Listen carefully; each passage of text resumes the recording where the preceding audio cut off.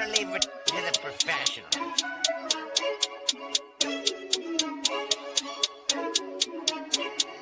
Last by Gandhi, blah, blah, blah.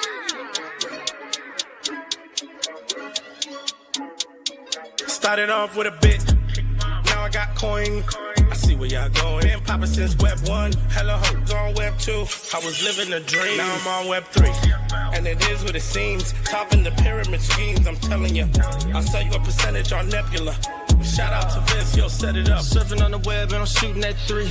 I've been goated when I got my G. I'm an alien boy from a different planet, yeah. So I got my drink, I'm riding in the 1920s Model T Ford. Call her Era Lord. Call me Levi, playing on the keys, boy. And I'm about to put my gloves on. If I said it, then I meant that. Yeah, I like that one, I'm about to get that. Crash that whip for the drumsticks, whiplash. I'm about to get them all. Are you with that? In a white boat, surrounded by blue. I want one, but I got a cop too. I wanna fly high in the sky, arms out wide, trying to soar from a bird's eye view. I'm on fire, Ricky, Bobby, cracking the pavement, Whitney, Bobby. I'm a Saki bomb, Hiroshima, Nagasaki. Bruce Wayne been a dog, and I keep it 101, cause I'm feeling kinda spotty. You sipping on some rock, and I'm sipping on octane. The only thing around my neck is the Started off with a blockchain. bit, now I got coin. I see where y'all going. Been poppin' since Web 1, hella hoes on Web 2. I was living a dream, now I'm on Web 3. And it is what it seems, topping the pyramid schemes, I'm telling you. I'll sell you a percentage on Nebula. Shout out to Vince, he'll set it up. NFT, Twitter, blockchain. Seeing with the ghosts and we ballin' like the Brown James. Crypto. We can make a trade, get the memo. Reviews not falling for the FOMO. Listening to Coffee with Captain. You know we worldwide, they loco. I ain't never gonna stop rapping. Orlando, yeah, we working magic. We rocking Ethereum entities. I just went and caught me a half base. Man, I got a shout out Started to off with a 40. bit, now I got coin. I see where y'all going. Been poppin' since Web 1, hella hoes on Web 2. I was living a dream, now I'm on Web 3. And it is what it seems, topping the pyramid schemes, I'm telling you. I'll sell you a percentage on Nebula. Shout out to Vince, he'll set it up. Freaking the mood to choose one, but they got knowledge to move, son. I'm shocking in shades with my brother in shoes. Yeah, them blues is coming. Even though it's hard to pick, eeny, mighty, mo, soda on the mix, no biting lips, it's time to go. Index number 1, no thumbs up, you gotta scroll. Looking at the ghost in studio, it's time to go. Had a helmet on by myself until I met a mask that wanted to have a face off. Had to bring my chainsaw, full tank of gas in the ride with my brakes off. I'm A1, but a different kind of steak sauce. Welcome to Coffee with Captain, powered by ApeCoin, where we dive into all things crypto, NFTs, Web3, and cutting-edge technology. Remember, nothing here is financial advice. Early-stage tech can be exceptionally volatile and risky. So grab your coffee and join Cap and Steve for today's conversation. Welcome to the future. Welcome to Coffee with Captain GM. Thanks so much for joining us. If you already done so, do us a favor, drop us a GM in the chat down below. Then head up top, smash that like, repost, and bookmark on today's space. We greatly appreciate it. We have a special guest joining us around the 9 o'clock hour. Would love to have a full room for Spencer from Orange Cap Games here joining us later this morning. A lot to get into today. As always, I'm Cap, joined by my co-host Steve. Never any financial advice on the show. Crypto is risky, NFTs are risky, meme coins exceptionally risky, as are brand coins. They can go to zero to moment's notice. Please don't put any money in, you can't afford to lose. Steve and I will likely hold tokens we'll talk about from time to time here in the show. And we are not financial advisors, certainly not your financial advisors. Just join us for some fun, some information, maybe a debate or two along the way. GM, sir, how you doing, Steve? GM, doing well. Give us a like or retweet, a comment on the room. Again, slower start, but we got some Spencer from OCG. I should have put out a tweet yesterday. It was a kind of a wacky day yesterday. GM Thomas RDL, thanks for the comments over in YouTube and X. Diablito B, Epic Peace Frog, Dwayne Greenedge coming in strong in the abstract chat. And then as I try to get myself over to the X chat, appreciate everyone who's out there. Again, like, retweet, comment on the room, give us a bookmark. You don't check your bookmarks anyway, but it definitely helps us. Meta B out there, Joey Vowels every morning showing off the Flow reward system. Something's going on with X, Steve. Oh, yeah? So on desktop, I'm getting on notifications, I'm getting a new, like, control which conversations you're mentioned in. It's a new UI. On my phone, we manage the space from our phones. My phone right now says Captain Zwingli is live, join, and I'm on my account. So I can't get past it. I'm going to click join. There's a 50% chance it rugs the space. If it rugs, I will fire up another audio space. I have no idea what's going on. I've never 923 shows. I've never seen this before. But this is a risky move with Spencer coming on. We'd have to get him a new. The only thing I can do is hit join or not now. Which one do you think is like? Here's my options: join or not now. Why would you? I can't do anything else. It's not letting me get. I can't get past this screen. I'd probably not now it and see what happens. Right. Just see what happens there. That was a good coin flip. We're good. We're back live. So, no clue how that happened, but yeah, that's a scary one.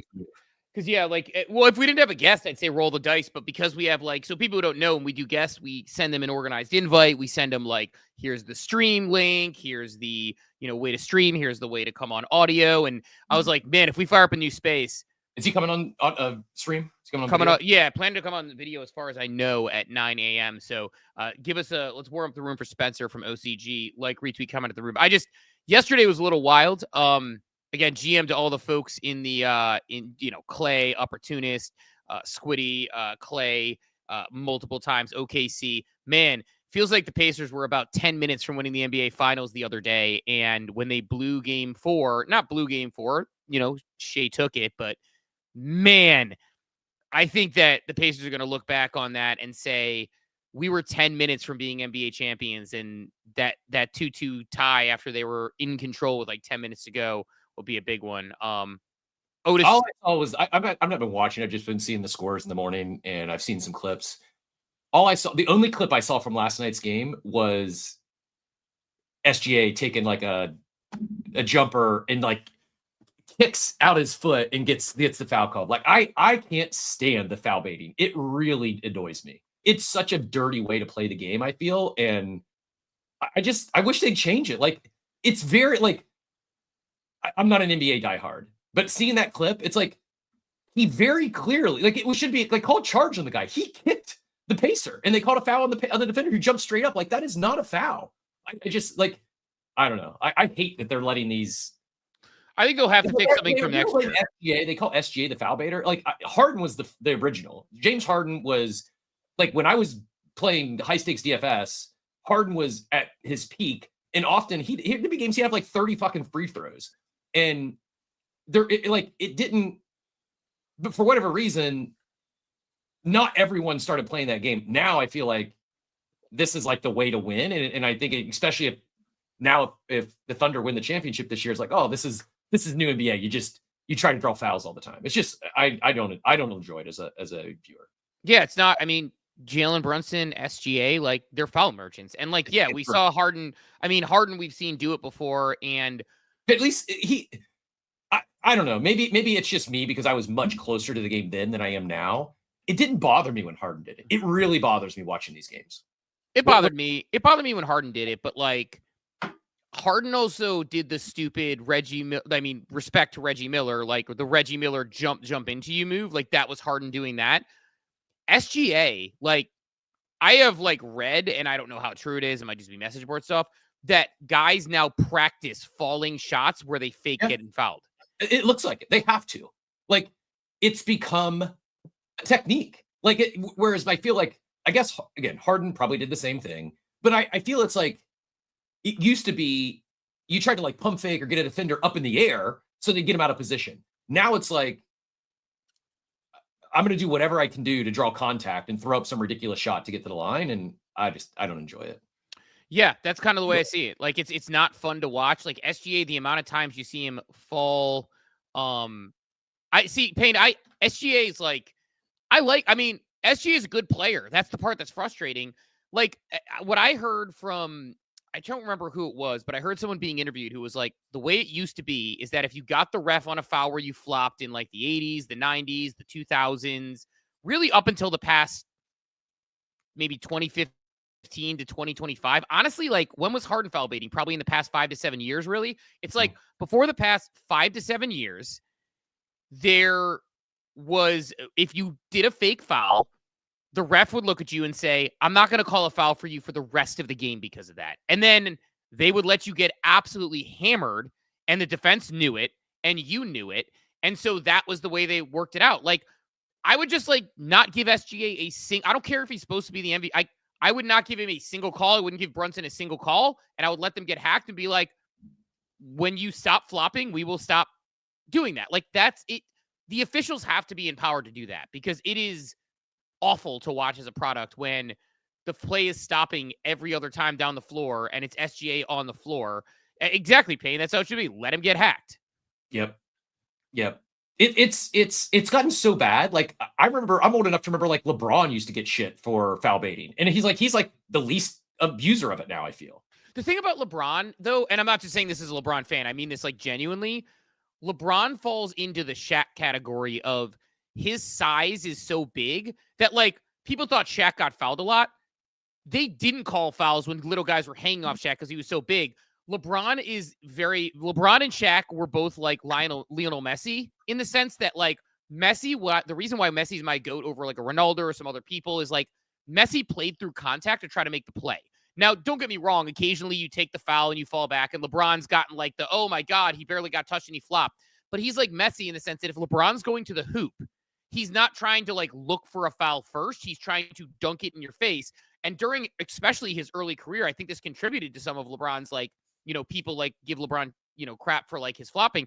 I think LeBron's antics would probably contribute to the fact that he got hacked hard going to the hoop because he was 6'8", 250. And so he's like even Harden, I felt like he was going more to the hoop. Like, it's one thing to get like just to get attacked when you're driving to the lane. It's completely different visual and aesthetically pleasing watching the game when instead of like driving to the hoop and like driving into contact and then falling over versus like pulling back, kicking your feet out and then falling down backwards. It's just like, how's it even a foul? Yeah, it's awful. It's like I said, like, and that's where it's like early in his career as somebody who like obviously watched him in Cleveland, it was like LeBron would go to the hoop and get swatted and like he wouldn't get a foul call because he is so big and he would play through the contact. And again, Shaq had this issue.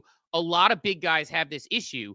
I don't know if Payne's making fun of me or if he's being serious, but it's true. It's like this is what happens with these guys like who are really, really strong. And LeBron, I think Payne's dead serious. Okay, cool.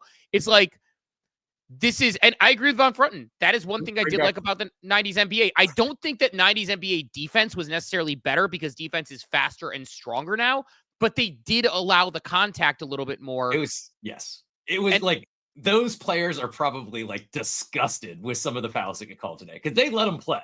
I mean, they let them play so much back in the day that the malice at the palace became a thing. Like, people, they were chippy back in the day. Like, it was you'd have brawls on the basketball court because people were going so hard and they weren't calling fouls on them. When Shaq knocked a guy over and then kind of put his crotch in his face and like you would get that sort of stuff.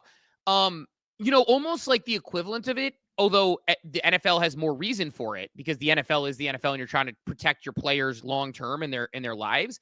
It's almost the equivalent of like, you used to not be able to throw the ball over the middle in the NFL. Like the Ohio State Buckeyes, so I used to go to their press conferences when I was a student reporter. Jim Tressel had something he called the Jack Tatum hit on the week, where he felt where somebody would like basically take someone, Dante Whitner would take someone's face off, and then they would be awarded that. And at the press conference, to all the press, he'd be like, and the Jack Tatum hit of the week again goes to Dante Hittner. And there was an entire segment on NFL Countdown called Jacked Up, where you would they would just have a guy who gets absolutely depleted, probably gets a concussion, and they would yell, "You got jacked up." And I'm not saying that they should keep that in the game because they're protecting players, and I understand that reasoning, but it's almost like that in the sense that in the NFL, you couldn't throw over the middle and you had less options. In the NBA, going to the hoop, you used to need to be a guy like LeBron because you needed the size. And if you were a guy like Iverson, you would just absolutely get hammered all over the place. And it's one of the reasons why you respect a guy like Iverson, because it's it's easy to say oh, just go take the contact and the foul. As a human being, go walk up and have someone punch you in the face, punch you in the arm, knock you in the chin, knock you in the back.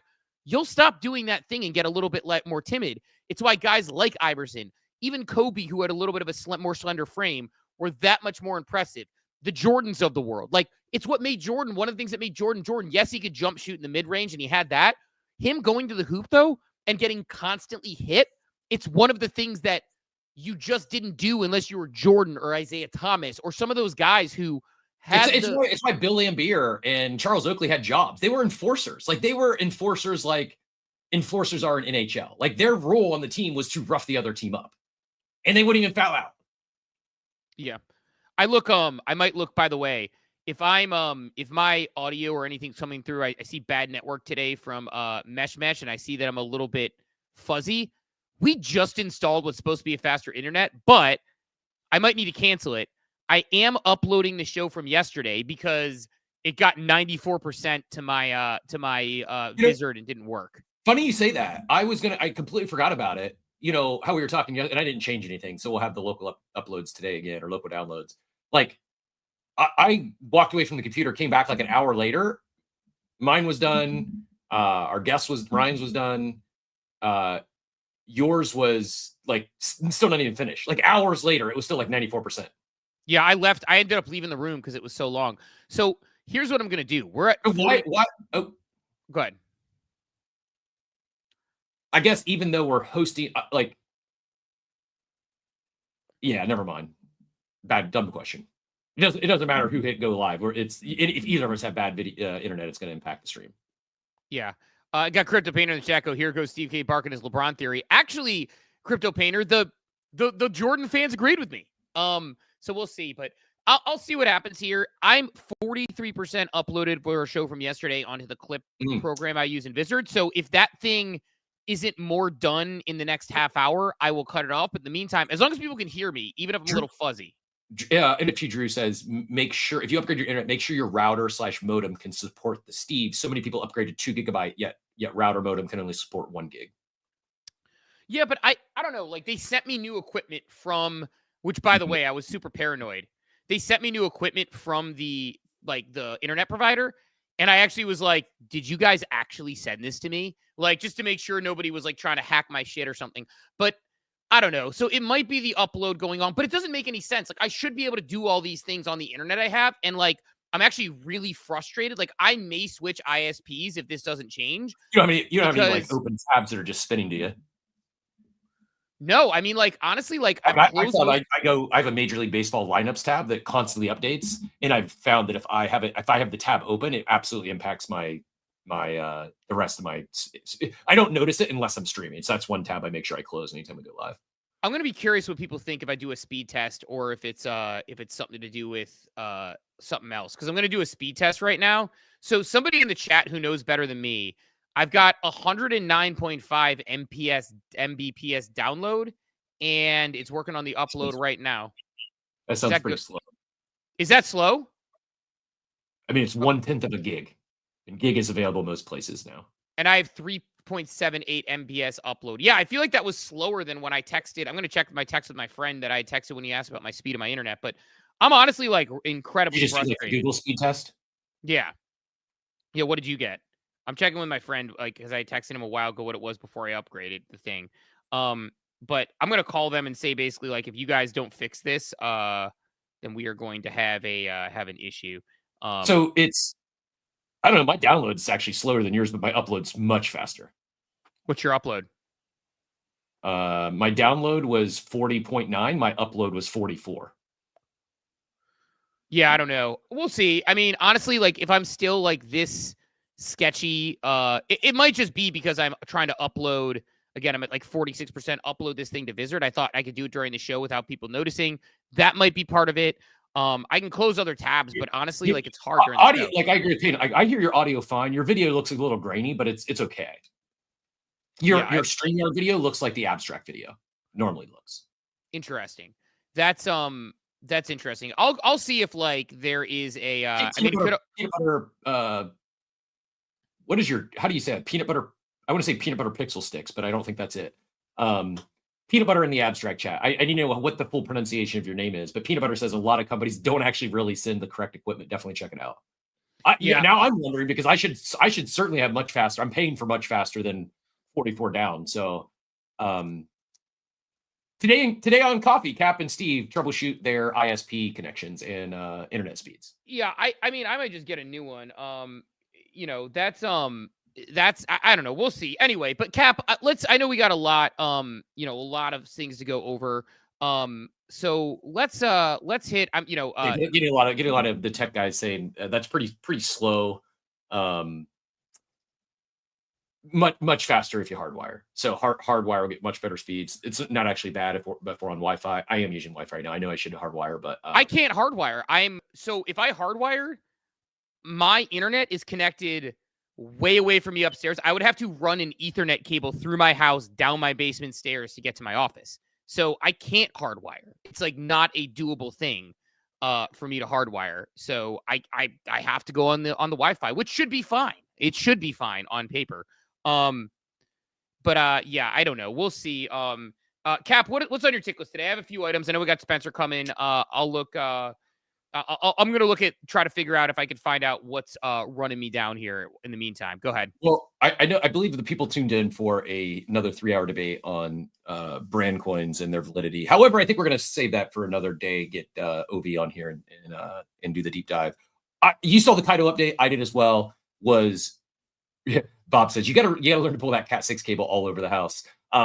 Like mine is similar. Where I had it hardwired.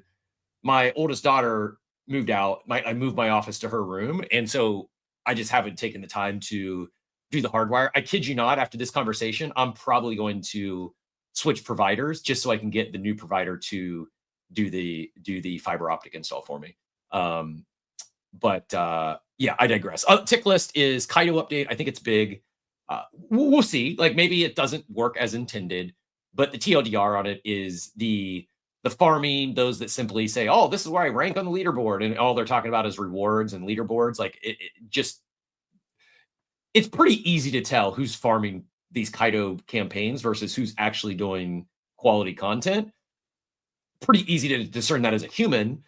I don't know how easy their algo is going to be able to tell the difference between the two, but the TLDR is the farming, the groups that are, pumping each other's numbers up, like all that stuff is allegedly being slashed, and going forward, they're going to reward. You're really going to have to put out quality content. You're not just going to be able to use buzzwords or keywords to index and rank. So I'm excited, Steve. I think it could be a big win for those of us who don't necessarily play the farming game, are content creators. And it's just like, I remain very bullish on InfoFi as a mechanism for kind of like grassroots marketing, grassroots awareness.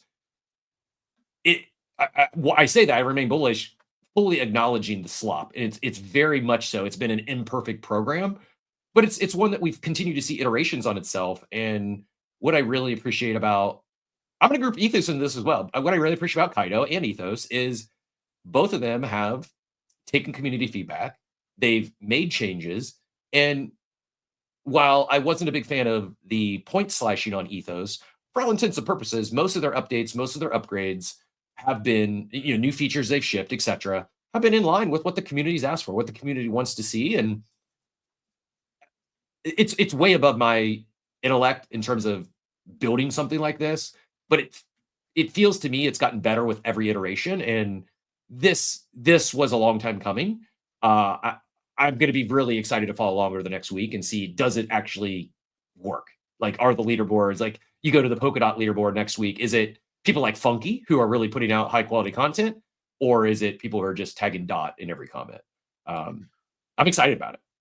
Yeah, I am excited about it. I think that it's for sure like a update that, again, like so it's funny that this timing of this, because one, you actually just followed me on X, which is interesting, like out of nowhere yesterday. That was kind of a surprise.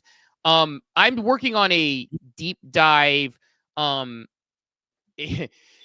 working on a deep dive on on Kaito. I was doing an article on InfoFi because I'm thinking about where it applies outside of our corner on the internet for just token drops. And I think that there is potentially something there. And as I'm going through it, I'm going in through it with no thesis whatsoever. And as I'm going through the thesis, I was thinking about this very farming issue being an issue. And so seeing these updates, I think is good to see. Dude, I am bouncing around like crazy. Here's what I'm going to do. I actually may hand it to you and let you kind of talk Kaito updates. I think I might just restart my whole machine and see if it helps before we get Spencer on here. Yeah, go for it. I mean, you can leave this room and it won't impact anything, right? Like, stream's still live. Yeah, stream should still be live because it's on your stuff. But I'm going to do that just because it is so annoying to me how grainy this thing is.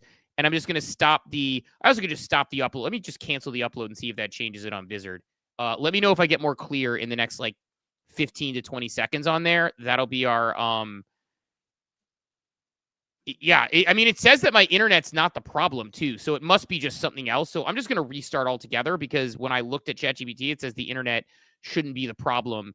And so we're just going to hit a restart on this one.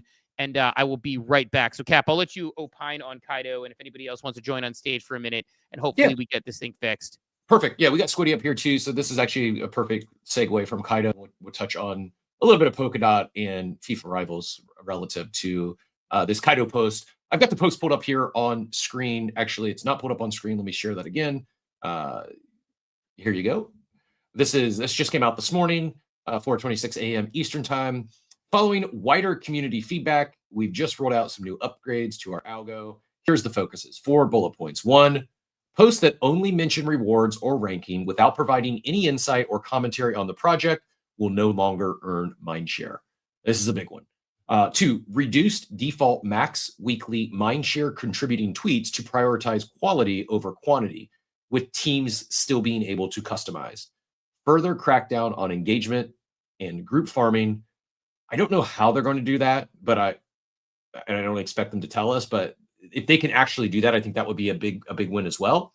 And fairer mechanism for loyalty, boosting consistent long-term alignment without penalizing wider participation. I also think that's a big one. I referenced, like as an example, if you want to rank on the Kaito or the Polkadot leaderboard, you can't just spam dot. You're going to have to do a deep dive on how FIFA Rivals is bringing mobile gaming on chain and learn the difference between an L1 on top of a chain versus an L2. I use that exact example because I was not aware until this Kaito campaign. I was not aware that FIFA Rivals is on Mythos, which is an L1 built on top of Polkadot. I was confused because I'd said, I think when we first talked about FIFA Rivals, that it was on Mythos, and Steve said it's on Polkadot. And I'm like, So I wasn't even aware. I didn't even know what an L1 on top of another chain was until this Kaito campaign. I learned about it because of Funky, someone who actually puts out quality content on these campaigns, doesn't just spam dot or whatever protocol he's looking to index on. So proof point of FIFA Rivals and a Kaitoer, in this case Funky, talking about a chain that he's excited about, talking about FIFA Rivals, and then it educated me that, this is different than yes, it is on Mythos, which is an L1, which is different than an L2. Squiddy, I see you jumped up on stage. Feel free to take it wherever you like. Anything on these Kaito updates specifically, and then feel free if you'd like to segue that into anything FIFA Rivals. I can't hear Squiddy though. Steve, you're back. Can you hear Squiddy? Oh, we lost him. You look much clearer, so it looked like it worked. So I mean, honestly, it's funny because first of all, shout out Riggs troubleshooting me in the DMs, trying to get me or texting me all the things. It's weird though, because he was like, oh, it might be the new setting and some setting on the new Wi-Fi. Honestly, the new Wi-Fi, now we're clear. We're good now. We are crystal freaking clear. It's funny because on coffee. It's funny because I used it yesterday. We changed it over the weekend, but now we are all set. So thanks for sticking with us through that. I know we got in a half hour here, we got Spencer coming on, so I'm glad to be in full HD. It was probably because I tried uploading that thing and it messed some stuff up beforehand. So it had to be impacting your upload speeds, I think. Yeah, it's just because Vizard is so slow in uploading certain things, and it's just annoying because yesterday it got to 94%, it crapped out, and that happens sometimes with it. But I want to have our full interview about Glyph yesterday to potentially pull some clips from. So the joys of using online products at various times. But I do want to stay on the topic with the Kaito conversation. I know. Am I back, by the way? Yeah, Cap? we got you. I can hear you now. Fantastic. Yeah, I don't know. Did you hear my question earlier? I did. Yeah, I got really X has been a little funky, which is why I came up here in the first place, and not the good funk too. The moderate to less funk. But I loved your FIFA Rivals tweet this morning. I'm still undefeated. 1-0, baby. That's big time. We got to figure out a way to work together, man. Undefeated that's pretty impressive. I need to get back in it. I just had dude. It's been so fun. It's all I've played all weekend. I only played the one game, but it just feels very, it's good. It's a good it's a well-built mobile game. And the fact that it's on chain, it just gets me really excited about what they could do with it down the road. Like, do you know, have they, like, not to derail the conversation, I do want to take it right back to Kaito, but is there, like, other than buying and selling, trading players, is there a, is the on-chain component gamified at all? Like, are they leveraging, like, is there, I don't know, just say, like, is there maybe a future TGE or points that might turn into rewards later? Like, is there any, other than just the being able to buy and sell and own the assets in game, is there any other on-chain benefits they're leveraging? It's a mobile game, right? It's a legit mobile game. It's a legit FIFA game with blockchain technology backed by blockchain. FIFA, right? You would play game modes like Ultimate Team, and you would buy packs. You would earn and grind and spend hours in building up your squad. Next year, you would have to start all over. With FIFA Rivals, you don't start all over, right? FIFA Rivals is the game. So instead of having to, again, restart your process, you own the assets. You're able to kind of continue that, right? I remember that feeling as a player. First time I really grinded the Ultimate Team, and just the feel of disgust. I was like, oh, I was a young lad. I've been picking up some terms here too with the Brits these days as we're getting FIFA. So lad's been fully in the vernacular. And, having to completely restart and like, oh, here's 5,000 tokens. Go ahead and start all over. I was like, oh, but I want to use my 99 Messi that I worked a year to get and was only able to play with for a couple of months. So it's very exciting. And the fact that the assets, cards, or NFTs, there'll be contests, right? So there'll be certain times, I assume, where certain items are more valuable than others based off of the particular contest. So players will be able to work the marketplace. But yeah, it's a mobile game, right? It's a mobile game first and foremost. Yeah, there's some Web3 elements. The items are NFTs. Oh, and first and foremost, what I meant to say immediately is this myth, Captain. Mythos, not Mythos. Okay. Just to prevent you from moving forward there. So spell it for me, because I read it as MYTHOS. Is that not how it's spelled? Yeah, yes, Mythos, mythical games, the Mythos Foundation. And also I'll use this at the time too. I had our CEO, we did a space, and I said Adidas, and he corrected me. 'Cause, I've only been saying Adidas for my entire life. It's Adidas. And I've got to be really specific about that now too. So I'll disagree with that one. It's Adidas. I wasn't going to disagree with my guy who's in those deals. So, but it was hard to adjust there. I had to really rip it immediately. But I'm happy to go back to Kaito because it's been great.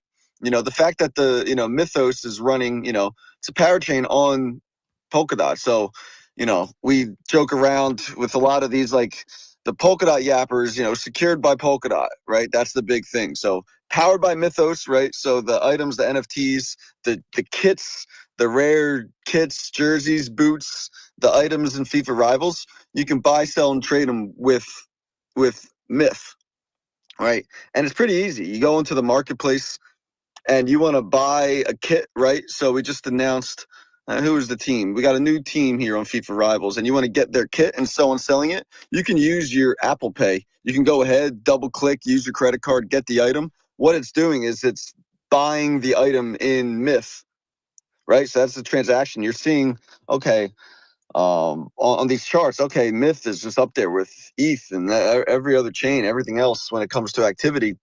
It's because of these actions in game with NFL Rivals, FIFA Rivals, and the like. So it's pretty interesting. Again, I learned about the parachain because of this, and it's been fun. To bring it back to Kaito, we've been seeing some fun success there too, and people talking about the game and getting excited about it because they're doing exactly what you said. They're doing a deep dive. They're doing some research and finding out what's really going on. So I get to see a lot of the good stuff, and it's really connected me to some great creators and some great people that are, excited and doing good content about FIFA Rivals. And it's also kind of, alerted me to the AI slop or the ... posting. So it's been fascinating. I'm excited for this new update, and I hope it's beneficial for FIFA, right? For FIFA Rivals, because that would be good for the game that we're working on. Yeah. Okay. excuse me. I agree. I'm really excited about it. It's getting me to explore other ecosystems. Steve, I'll hand it right back to you. I would just say, like, the analogy that hit for me, I know you're a fan of analogies. When I was research, like, what is the difference between a L2 like base versus an L1 like Mythos? And the analogy was base is like like an express lane built above Ethereum's highway. It speeds things up, but still uses the same highway for final checkpoints and enforcement. Mythos is like an independent town connected via railway to Polkadot's capital city. It governs itself, but relies on the main hub for safety and communication with other towns. Again, parachain. This is my. I've been in this space pretty much full time since 2021. It's my first time really understanding how a layer 1 blockchain, a parachain, differs from an L2. I wonder how Mythos works, if that's how Mythos works. But it's going to be hard to get that one out of Cap. He's going to say Mythos until the cows come home. But no, just own it. As long as we own it here, he's got my full support. Yeah, no, and like people talking about pronunciation with Adidas, I'll call it Adidas when the people overseas stop calling Nike, and then we can have a ceasefire, and they can actually properly pronounce my native better brand, and we can get those. But anyway, Cap, two things. I mean, to me, I still like the analogy better, which I've used a bunch of times, which is, to me, it's like the layer 2 is the employee and the layer 1 is the boss. It would be inefficient and expensive for the boss to do everything. So the layer 2 does the work, and then the boss signs off on it. That's kind of your transaction, and it works. So I think there's a lot of good analogies to be had there. But the boss, the boss analogy always is one that kind of resonated with me personally. But yeah, I think it'll be interesting to see for sure with the other thing really quick on the FIFA Rivals things that Squiddy was talking about. I know people who have like put together, they've spent thousands of dollars on 2K teams, and then there was a glitch in the game and they lost it. And so like the fact of the matter is, like, NFTs anchor it so you don't. So I guess play this out. FIFA Rivals, they're part of their revenue model in these games is shipping a new game every year. Now it's the same game. They'll just continue to upgrade, make, improvements, features. And then their revenue model is selling kits and packs but not the actual game itself. Like it's a free game. And this is just a new, like, premium model. Yeah. I mean, it's not that, you're not banking on the X amount of revenue for the $60 on Xbox you're getting each and every year, but think like a Pokemon Go, right? Or think a Monopoly Go. Can you help me understand what I'm sorry? Can you help me understand FIFA's, like, they're obviously building FIFA Rivals out here with Polkadot and Mythos, but also doing the NFT collection for World Cup. You worked really hard to get Mythos on that one, and I respect the hell out of it. Just thinking, the wheels turning, the pause. I felt that one. It's Diablito gets the assist in the chat. Mythos. That's my guy, Diablito. We've made it when Abstract Chat is helping you with pronunciations along the way. I can tell who our regulars are. Thank you, Diablito. You're like in stride. You're like, so can you tell me what Mythos is doing? Like, it was amazing. Sorry. Okay, I'll let Squiddy answer the question. In all seriousness, what do you have any comments? Maybe you can't speak to it. Probably a different division, I'm assuming. But their strategy for working with multiple chains. And yes, I'm not FIFA. I'm with Mythical Games. Right, I'm with Mythical Games, the game studio that made FIFA Rivals. So I'm not with FIFA. Mythical Games likely signed a gaming license with FIFA. Correct. We're working in partnership with FIFA, and again some other cool partnerships. But yeah, I'm with the game studio. Makes sense. And then so likely another division with FIFA entered into the NFT collectible agreement for the World Cup passes on Avalanche, right, Steve? Yeah, it's probably just a different division within the same organization that works with the different blockchains, which, by the way, like, being chain agnostic, I mean, that's important. Like, I think that's a way to go. It's like chains should specialize and talk to each other. I mean, that interoperability of chains, it's funny, when I was working on a Tech Challenge article about something, I was trying to figure out, like, whether this is worth addressing in the Tech Challenge or it's too in the weeds, because I wanted to be approachable to people beyond Web3 when I put these articles out. And it's like, is it worth talking about the interoperability between chains and the issues that are dealing with that? Or is it like, nah, like, that's a little too in the weeds, and really we just need to worry about the consumer wallets and sort of the tech challenge of getting things to wallets? But Yeah, I don't know, man. It's probably another division within it, and it is good if you go to somebody who specializes. So Avalanche might make sense for ticketing and credentialing, because they have a little bit of history there. And it might make sense to work with Mythos on, the game itself, because maybe they're better at like anchoring the NFTs and knowing exactly how to manage those things. And I've long said, I think that there is a credence to blockchains actually having a use case that they specialize in. And then you say, this is the block. Like Somnia wants to be really good at gaming and some consumer applications. Good. Like you should have that. Somebody else, Avalanche, might be really good at credentials. Good. That means when they do credentials or you're doing employee badges, you can go to Avalanche and you know that they'll have the best system in place because they've learned from the different clients they have. And I just think that there is a real opportunity for blockchains to be more specialized in those sorts of things. So I think that's probably the case with Adidas or Adidas as they look at it. Cap, going back to the Kaito conversation, though, because I know I kind of had to jump around on that one because of the computer restart. Our long national nightmare of my grainy video is over. I'm curious to see, because I think that there is too much of a sort of zero-sum game going on right now in Kaito, in the sense that everybody's competing for this pool of money, and then it's sort of like for this airdrop, and the goal of this airdrop is to sell. We saw it sort of hit this crescendo with Laudio, where everyone got really loud. I'm not knocking anybody who sent out some tweets and got a few $1,000s. I'm not knocking that. It was what happened. But the market cap was low. The product wasn't there. I think what we're going to see, and I'm curious your take on this as Kaito continues to hone in on it, is I think we're going to see brands hone in on more focused campaigns, more focused products, and more ongoing leaderboards with maybe surprise and delights versus, like, I think if Polkadot says, talk about us, and yes, the campaign right now is awareness, but maybe long-term, Abstract, for example, I know they said they haven't used Kaito. Abstract could just maintain a leaderboard, pay attention to their mind share, and randomly surprise their top people or randomly find those. And to me, Bingo. that... This is exactly why I'm trying to encourage you to be patient with your leaderboard rankings, both on the pre-TGE side as well as the main Kaito leaderboard, is right now you're indexing on the top 100 influential accounts on CT. A third party sooner or later is going to reward you. Like you're going to be, you say there, you're going to be included in airdrop. It's just, like I said, it's been a little over a month since the last one happened. But I think this is the real unlock for InfoFi. It's not paying Kaito $100K a month to do their campaign. It's use the leaderboards to do your own campaigns. Like why couldn't you do that?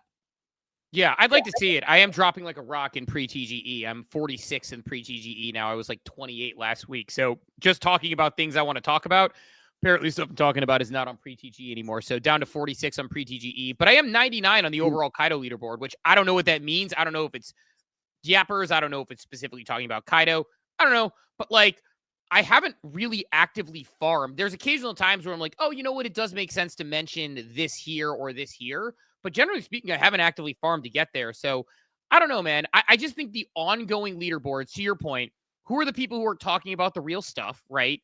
Who are the people who are actually talking about the real products? Like, I think there is a legitimate opportunity there to have ongoing leaderboards. Like if you're Disney, and I know Disney wouldn't do it, but if you're Disney and you have an ongoing leaderboard, why couldn't you all of a sudden look at it and be like, hey, we're starting this new campaign for this new movie and this new product. We want everybody to talk about this movie, so they could do a movie sprint and you could maybe get free premiere tickets.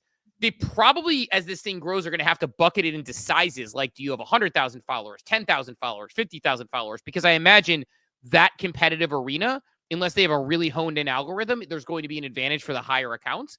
And then is it individual campaigns where it's like, hey, win a chance to go up to the premiere of the new, Encanto 2 or whatever. Or, hey, we're starting our 75th anniversary, 100th anniversary, whatever it is, campaign, and we're surprising the top 5 people with trips to Disney World. Like, I think this mechanism and these mechanics make more sense to me than every month we reward you with $100 sprint, go dump the token, move on. Like, I think there has to be more sophisticated methodologies, and your feeling seems to be the same, that it's an ongoing thing versus eventually these are just going to be tracking leaderboards versus, hey, we're doing this campaign because I still think there is pre-TGE campaigns to be had. It's just, I don't know. That's kind of my take on it.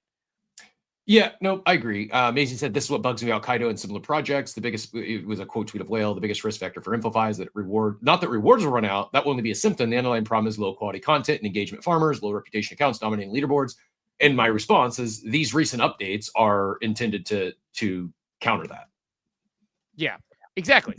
I totally agree. No, I think these recent updates are exactly that. They're trying to counteract that issues that we're seeing with the Kaito farming. And again, I think the updates are very real. Like, I think that these updates they're trying to, the biggest thing that Kaito can get caught up in is the same thing that every NFT brand got caught up in. If they chase trends, or if they try to be a little bit too greedy and over financialize everything, like that's where it gets, and obviously it's financial to begin with, but if they try to get too greedy and say, we're just going to put a gazillion leaderboards and create a bunch of noise on here, and we're not going to pay really close attention to our clients, like their risk factor is growing too fast, too big, too soon, right? Like that's to me the Kaito issue. The Kaito opportunity is to refine the product with the existing brands they have, and to almost have a model of, like, I have a friend who started a company and they're really successful, and their company is only taking on clients that they want to take on. Meaning, like, they're not out doing biz dev. People are reaching out to them and knocking at the doors, and they're like, we'll take on the people that we want to take on. And I think very similarly, that's the model Kaito needs to have right now. I know they have some competitors in the marketplace, but if you just take on everyone and everything and you're not paying attention to it, you need to hone in and make the product good, because the product can't just be, consistent farming on things. So anyway, that will be my take on that. Yeah, agreed. I know we've got we can keep going on the Kaito conversation. I a couple other things before Spencer joins us. The not just pump fund, but several accounts getting suspended on X. From what I can make out of it, it's they're violating T's and C's with scraping APIs and not paying the piper. I've read it's $50K a year, I believe, to get the X APIs, and there's like it's not just pump fun. Eliza was doing it. Shaw, they found a way to circumvent paying the $50K a year, and X doesn't like that. They're fine with you using their APIs, but you got to pay them. And if that is the truth, boy, how poor of a, like, you're making 700 million a year and you can't afford the $50K to keep your APIs. Like, you can't do it properly.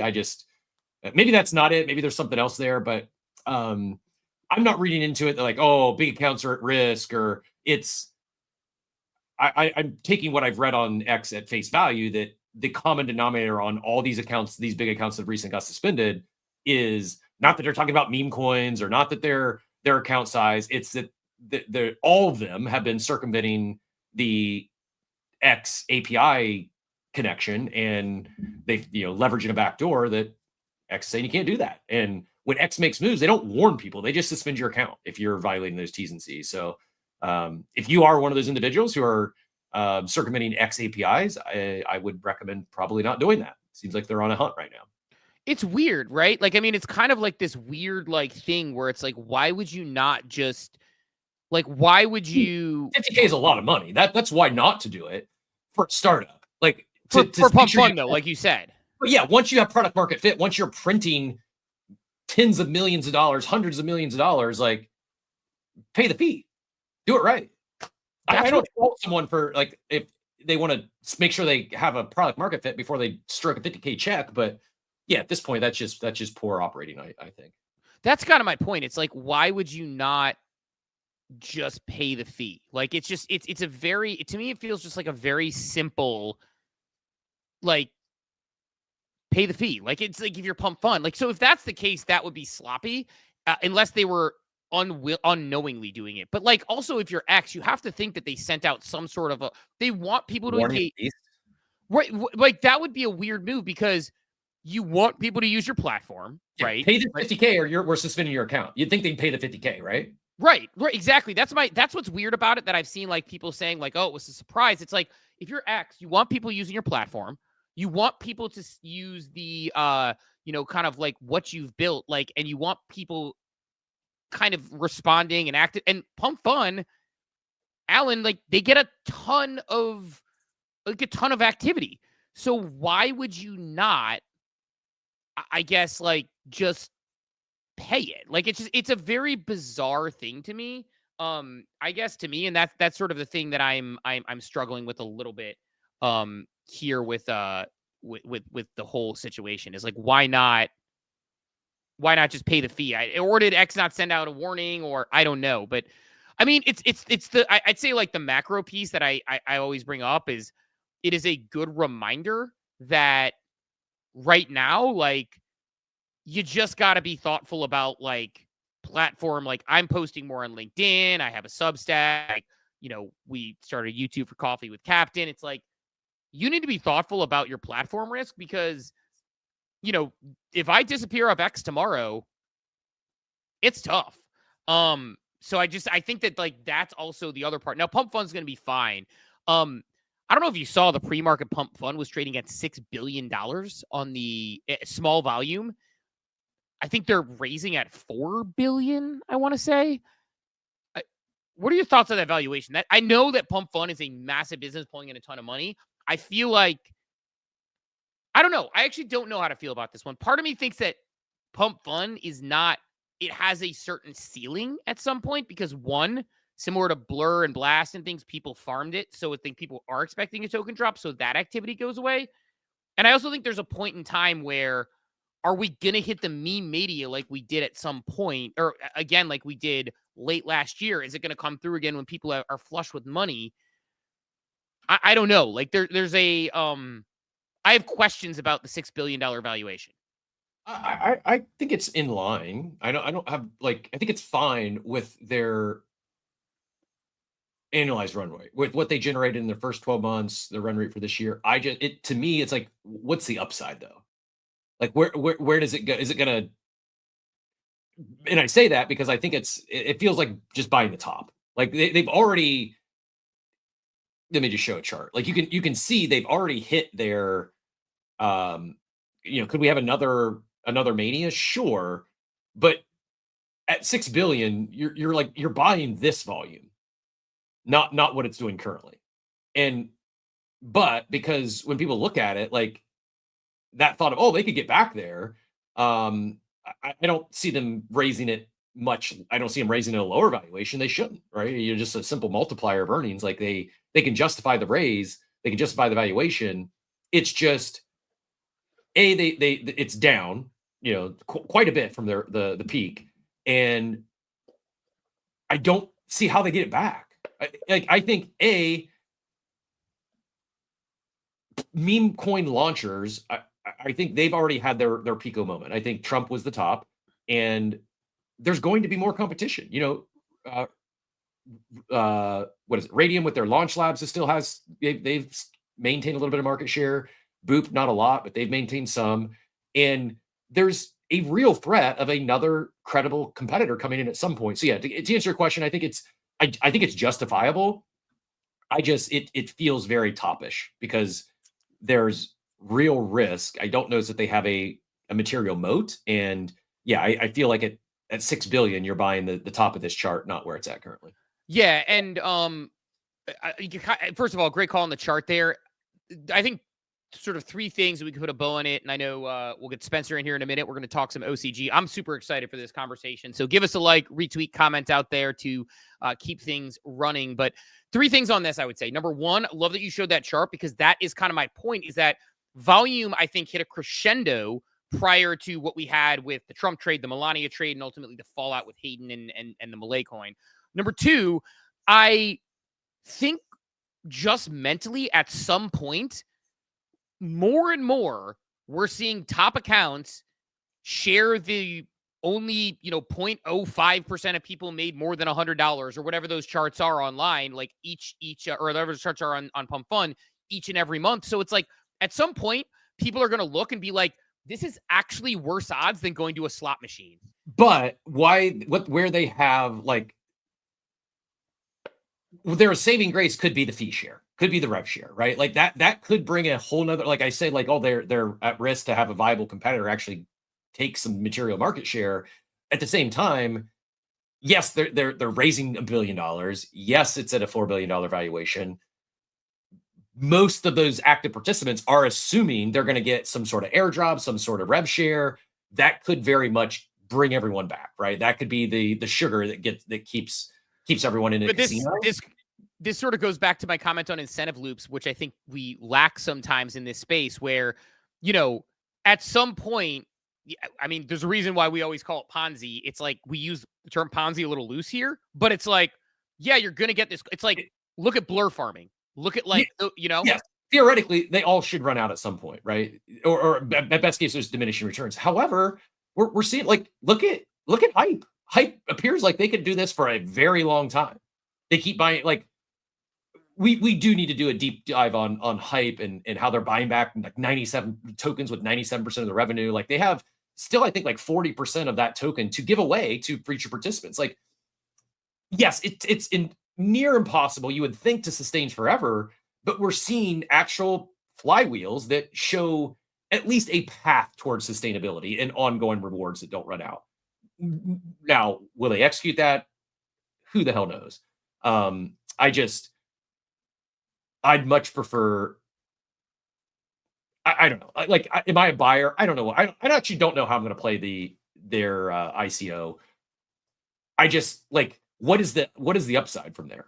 If volume just stays the same, maybe it goes from 5 billion to 6 billion. I just don't know if that's, it's very different from the type of mentality, the type of returns that most of pump funds users are looking for, right? Yeah, and I think that's what it is that it's just, I think a lot of people are doing activity based on the fact that they're expecting an airdrop. I think that activity has gone down. I think we've hit the top there. I think we're seeing continuous competitors. I think there will be diminishing returns. And that's where it's just, I'm not touching it personally. God bless if you're in the streets or if you're getting a big airdrop there, you've already played it, go. I judge nobody's fun or gambling, right? But it's just, at some point, I think the product itself is limited in scope when it's like, I could go bet on a sports game and I get 3 hours of entertainment out of it. I could go pull a slot machine and I get at least a little bit more entertainment and some flashing lights instead of, you put $200 in and it's gone, right? It's like, but some people love that. And also, by the way, still a somewhat game system. So I think those elements make it so I just don't know if 6 billion might be a little bit rich there. And I know that's on low volume and 4 billion is what they're raising at, but we shall see. But that said, I'm going to go ahead and bring Spencer on stage from Orange Cap Games. Cap Games are making all the headlines right now for all the right reasons. Very excited to have you on. You are a very busy man, Spencer, so appreciate you joining us this morning. For those who so I think a lot of people know all about sort of, the Vibes. In fact, I'm sitting here right now on my desktop, right? I got Vibes going on my desktop. Bullish. My kids and I love to rip them and use them. The cards are actually beautiful. One of our biggest compliments is that there is not a bad pull, so to speak, in the sense that my kids don't care about rarity. My kids don't care if we're pulling a sketch card. My kids care. They're like, oh my God, that one's funny or that one's cool. So well done there. But for maybe those who don't know your background besides Vibes, can you give us how you ended up here and sort of your full background? Yeah. So I have a weird path in life. I actually didn't go to college originally from high school. I used to be a competitive fencer, do World Cups and Grand Prix for the US in fencing. Was working at a startup, won a few $1 million in contracts, got promoted to C-suite. We raised some money. We were doing ed tech. The joke of the company was we were an education company, but I was uneducated. And so I ultimately went to University of Chicago, got an economics degree, was an executive at a couple more startups, did some stuff there, got kind of fortunate here and there, ended up venture investing. When I used to run companies, I used to buy and sell Magic the Gathering trading cards. That was kind of how I funded my early employees and, met payroll sometimes. And was kind of venture investing. I did out of a group called Lofty Ventures. We had 100 investments in one calendar year, seed and pre-seed stage, mostly in the Midwest. And I stumbled into NFTs and was like, oh, this is just venture investing with trading cards. This makes lots of sense. And was kind of right place, right time. Ended up raising a fund. At peak, we were doing 5% of market volume on Blur. We've done all sorts of kind of crazy trades. We were the largest holder of Pudgy Penguins. Maybe still are. I don't know if that's true, but bought the 3AC Pudgy collection out of liquidation. I think is one of our more famous trades. And then, yeah, and was sort of close with that team, talked to Luca, was like, hey, I think you guys should do a trading card game. Turns out kind of hard to get a trading card game done. We're like, well, we can just make one. And kind of spun out a company, did a fundraise there. And that was the genesis of Orange Cap Games. We made Vibes soup to nuts, physical and digital product in 8 months, which is like a crazy undertaking. And so, got to do that. I think it was pretty well received, which we're really excited about. We can talk some more stats there, but that sort of opened up then the opportunity to buy Moonbirds. And so kind of here we are now. I want to get down to the to some of the stats and numbers because I think it's really interesting. But first, like, I remember that 3AC buy, and that was like a sort of a big I don't know, that was a big deal at the time. What made you have the conviction to say, yeah, we're just sending it on this? Because that's a big decision. You made a lot of risk decisions. We'd sent it on Pudgies. Like we made the decision to just like ride with Pudgies during the FTX collapse. So one thing we looked at on chain was like, okay, while FTX is collapsing, who's going to be, because like one of the things back in the day, this is pre-Blur, is it used to be really hard to enter a big position in an NFT project, right? We're sitting with a fund, we have millions of dollars. Like, how do you buy into a project without like moving the floor really, really, really substantially to do so? It's tough. Kind of a first world problem to have, but it's a real problem. And so when FTX collapsed, we saw that as an opportunity. We're like, ooh, we can enter at least one project really significantly. And when we do so, kind of bail it out if everything goes to shit in a certain way, right? And so during the FTX collapse, what we did is we looked on chain. We said, what collection is most likely to capitulate? And at the time, Pudgy Penguins had the highest overlap of users of Curve, like wallets that owned Pudgy using Curve. And so we looked at that and said, all right, well, a lot of Pudgy holders are DeFi users. And I think this is actually one of the good long-term things is like, Pudgy holders tend to be like there's real degenerate traders in a way there wasn't in all of the collections. Like it was a very CT native group. But those people also were the most affected by FTX collapse because they had margin on Curve. And so what did they need to do? They needed to close out their margin. So they just dumped their Pudgies, right? So we bought an insane number of Pudgies during the FTX collapse. And at that time, they were like 2 ETH and ETH was like $1,000, right? And so from that moment, we really decided like, hey, we're going to make a big bet here. 3AC was like an extension of that bet, but it wasn't like we already were probably the largest holder of Pudgies before buying that. And so really it was during the FTX collapse. And, I'd met Luca, and really what stuck to me was like, if you looked at the NFT space, right? In 2021, you had a choice: trade the market or be a builder, right? And almost everyone who built projects had never traded the market.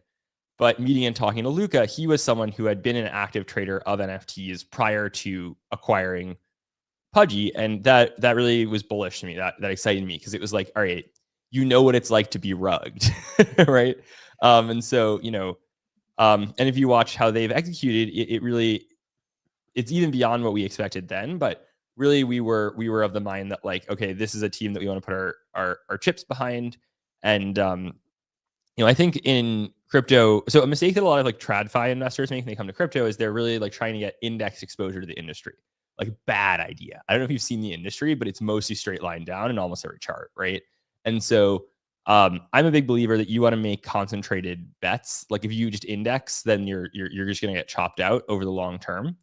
And so, when we looked, like it just made sense, right? Like Bored Apes were like 80 ETH at the time. Like you have to understand, there's a lot of other great like collections, but in terms of risk reward, Pudgy's at 2 ETH during the FTX collapse was like kind of a no brainer. I thought we'd be talking Orange Cap games and good vibes and maybe some Moonbirds all morning. I am like you got my brain spinning. I'm super impressed. Just the fact that you went that deep and connected the dot with you already familiar with the community. You knew they were deep in DeFi, but then to go deeper and look at, they have some real exposure to this FTX thing. Like just I had no idea that much actual research. This is probably a very, very poor comparison, but around like to your point on index funds, and I'm not taking a shot at someone who's not here, but another high profile fund at the time was the Ryan Carson thing, and he did just that. He just kind of prayed and sprayed and bought a bunch of different collections, and I think they're probably all down significantly from then. Whereas you actually did significant research, you had a thesis behind it. And well, the crazy part about our fund at the time the crazy thing is that this was innovative. Was we looked at it and we are like, so everyone was raising venture funds, right? We were like, we're gonna buy NFTs and hold them for 10 years, and we raised a fund and we're like, look, it's a liquid asset. Why the fuck would you not trade it like a liquid asset? Like if you have a liquid asset and you're treating it like an illiquid asset, you're just losing alpha on the table. And like, this was the thing that we were very clear about, is like it's Spencer Ventures is the name of the fund. It's whatever the fuck Spencer wants to do. And that means that, we're nimble and can pivot, and we're not trying to leave alpha on the table, right? Like that was a big part of what was important to me about raising the fund. And like, if you're not down with that, like, don't be an LP. Yeah, that tracks it. I think like interesting kind of how you went about it, like the way you like analyzed the assets and pulled them in. And so you put together the Vibes sort of TCG game, and you do the online game, which I've played online actually on stream with a buddy of mine, Ron Jordan, who's like a big time awesome TCG guy. He loves it, and he educated me on that. I guess like from your mind, because you were saying you're buying and selling Magic the Gathering cards, but that's sort of as a trader. How do you go about designing the mechanics of the game? Oh, so to be clear, I also play a lot of Magic, like a lot of Magic. Like when I used to, like often when I trade, I have like a monitor up. Like my setup is 2 G9 OLED Samsungs stacked on top of each other, and one of them was usually Magic, and one of them is usually charts. Like that's for clarity.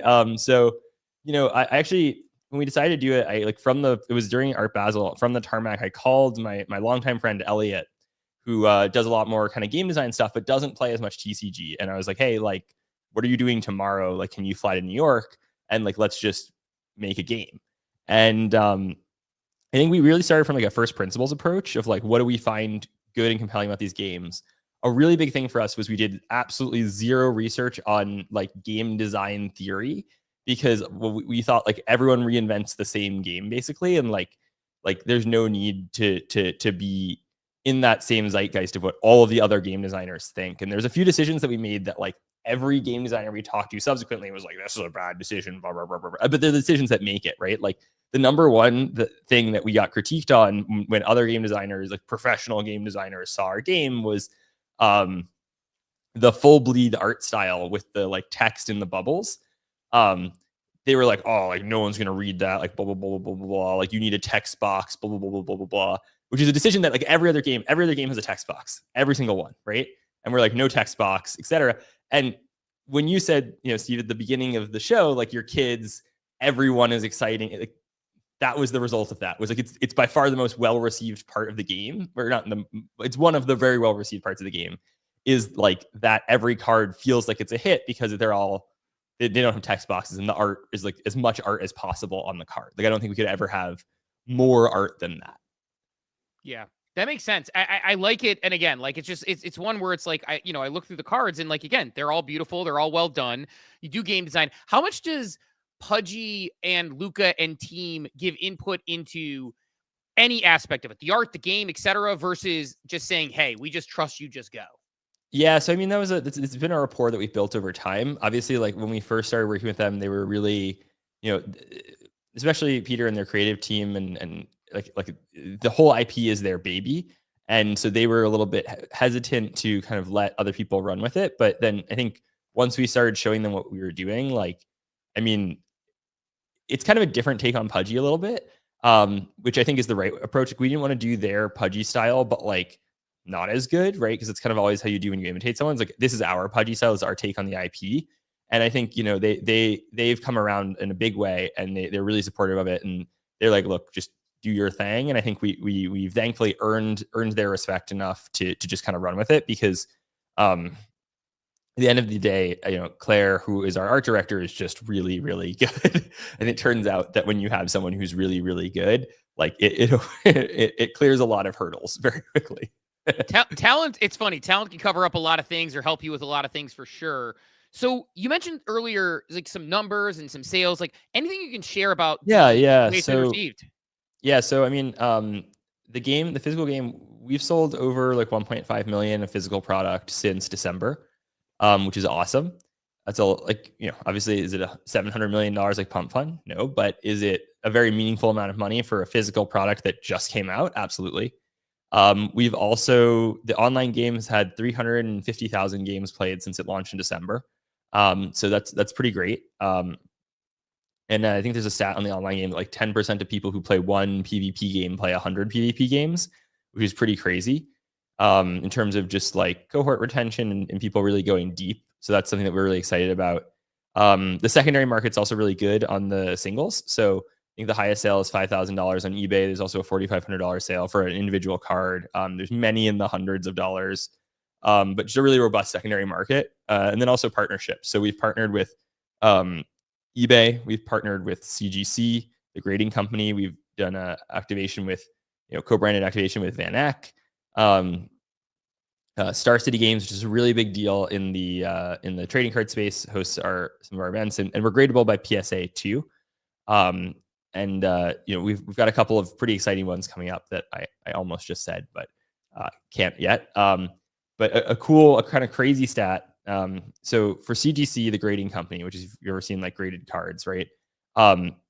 Vibes is number 19 all-time most graded games by CGC ever, and it launched in December.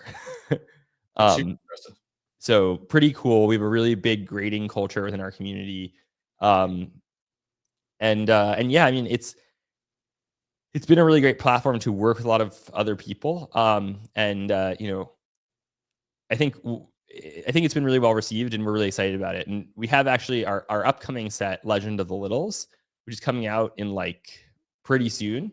And like, if you thought Enter the Huddle, which is the first set, was good, like just wait. Legend of the Littles is great. We learned a lot, and it's better. Yeah, that's what our guys TJ and J Rob I think are working on, and we're gonna have them on here pretty soon as well. But there's so many questions out of that.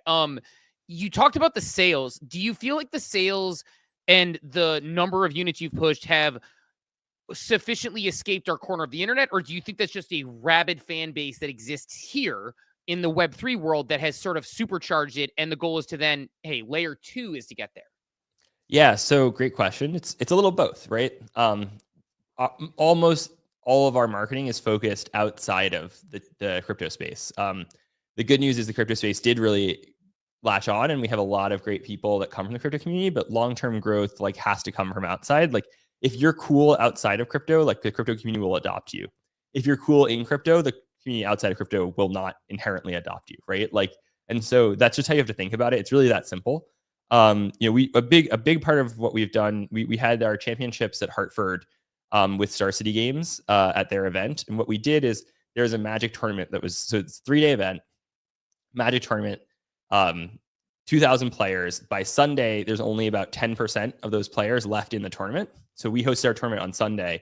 So a lot of Magic players over the weekend, after they lost, came and learned Vibes and joined it. So we had like 138 players in paper with decks, and we saw people going to the booth for Star City Games.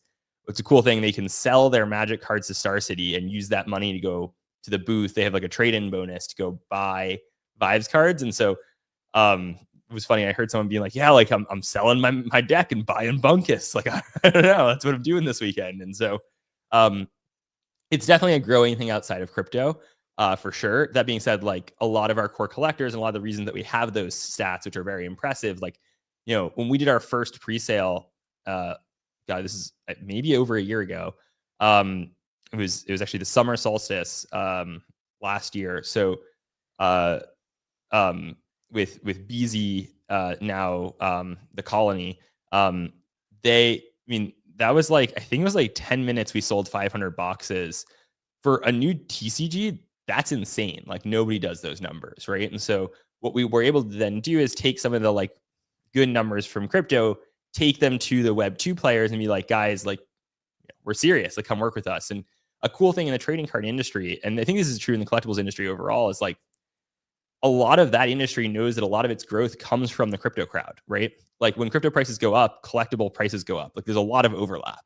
And so one of the things that's also, I think, not discussed enough is excitement and willingness of that industry to work with crypto players because they know ultimately a lot of their like whales or high spending collectors come from the space, right? Like it's pretty nuts that we had a card sell for $5,000 and multiple like in that range, right? Like that's like original printing Charizard prices, right? Like that's just to comp you to where that is.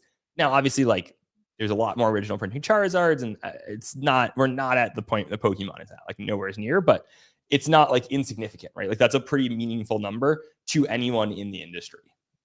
Yeah, it's funny. By the way, shout out. We love BZ. Andrea's a friend. They're a sponsor of the show. So I love that you went with them first. And actually really like that drop mechanism. I got a couple in there. First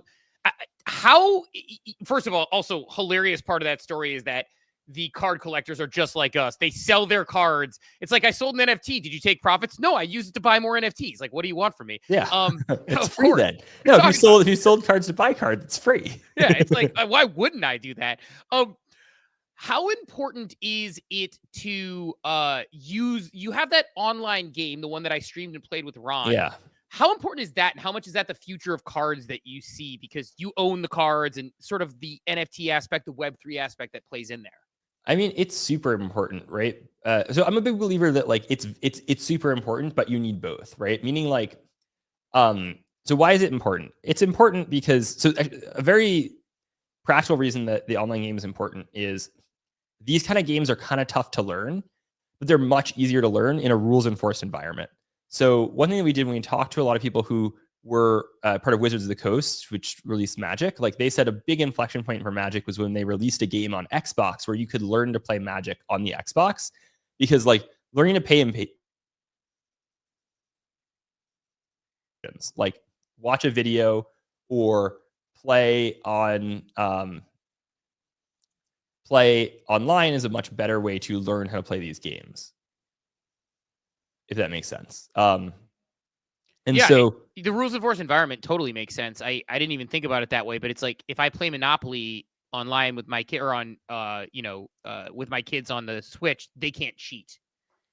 Exactly. You can't do something. You literally won't let you do something wrong, right? So that's good. And then also just like player-based growth, like globally, right? Like a big challenge is filling the empty room, right? Like we're still working on figuring out how do we get more groups of people to meet in person, like once a week, 8 people or something, just to play. Like that's a hard challenge to overcome.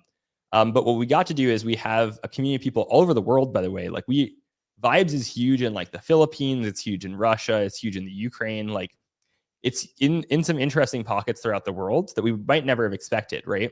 But even in globally, like one of the biggest things now has been, okay, we have these really active online players. They get to go into their local card community and be the champion of the game.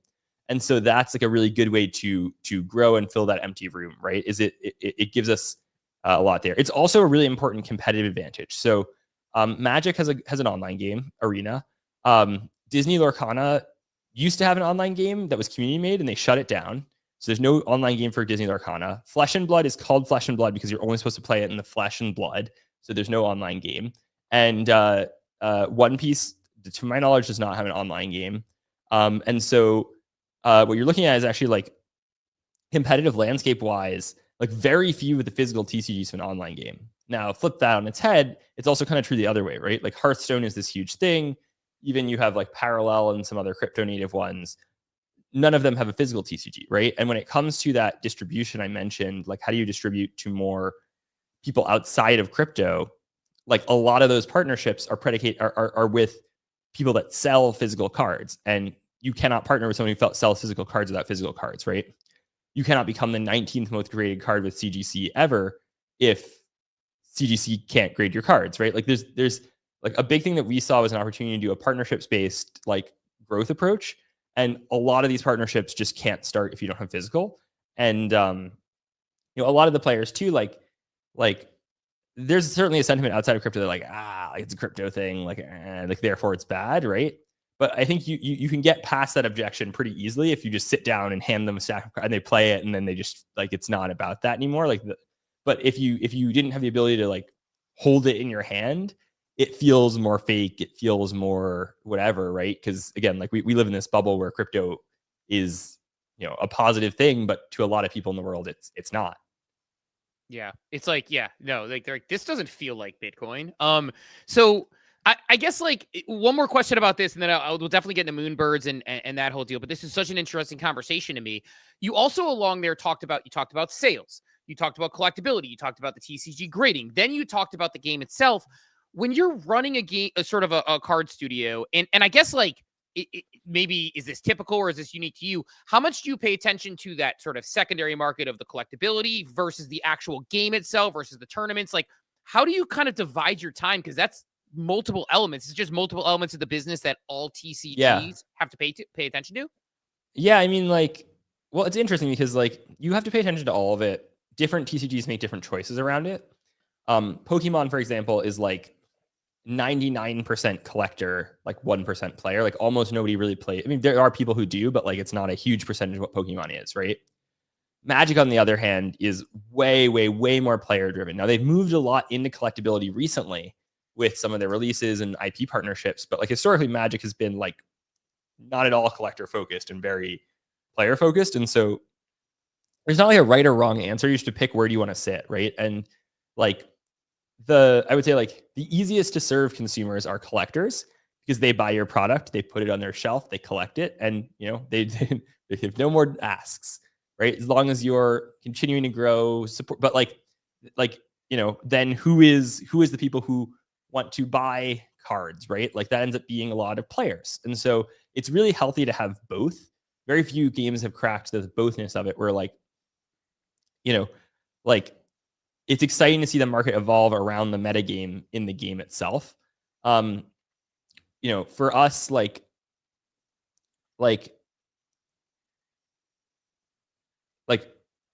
a lot of the growth for the game right now comes from players playing the game.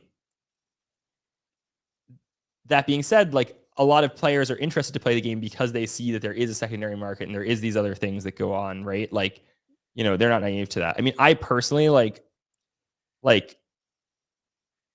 you know, it's kind of an ongoing exploration of like which is more important or which is the bigger gap for us, or really like the internal calculation is which has the lowest hanging fruit. Like all of the efforts around Vibes are towards the same thing, which is grow the game, right? Like everything is solved by growing the game. You can, you know, long run, like that's just the only answer. And so a big calculation we do internally is like, what is the lowest hanging fruit to grow the game, right? Like we're expanding right now to a lot more content marketing is a big thing that we're going to start doing a lot more of.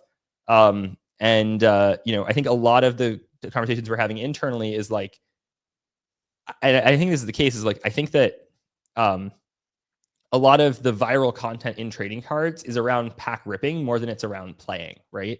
And so like, if that's the growth vector, then that's the growth vector. Now, what the golden goose here that we're trying to figure out is if you can take that collector crowd and convert them to playing, and this is their first TCG that really got them into playing. Like you have this whole crowd of like Pokemon collectors that never play the game.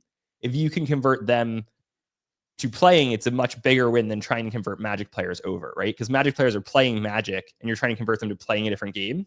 But converting Pokemon collectors to playing a game is a much like less big jump because they're not replacing their playtime from something else because they don't currently play a game, right?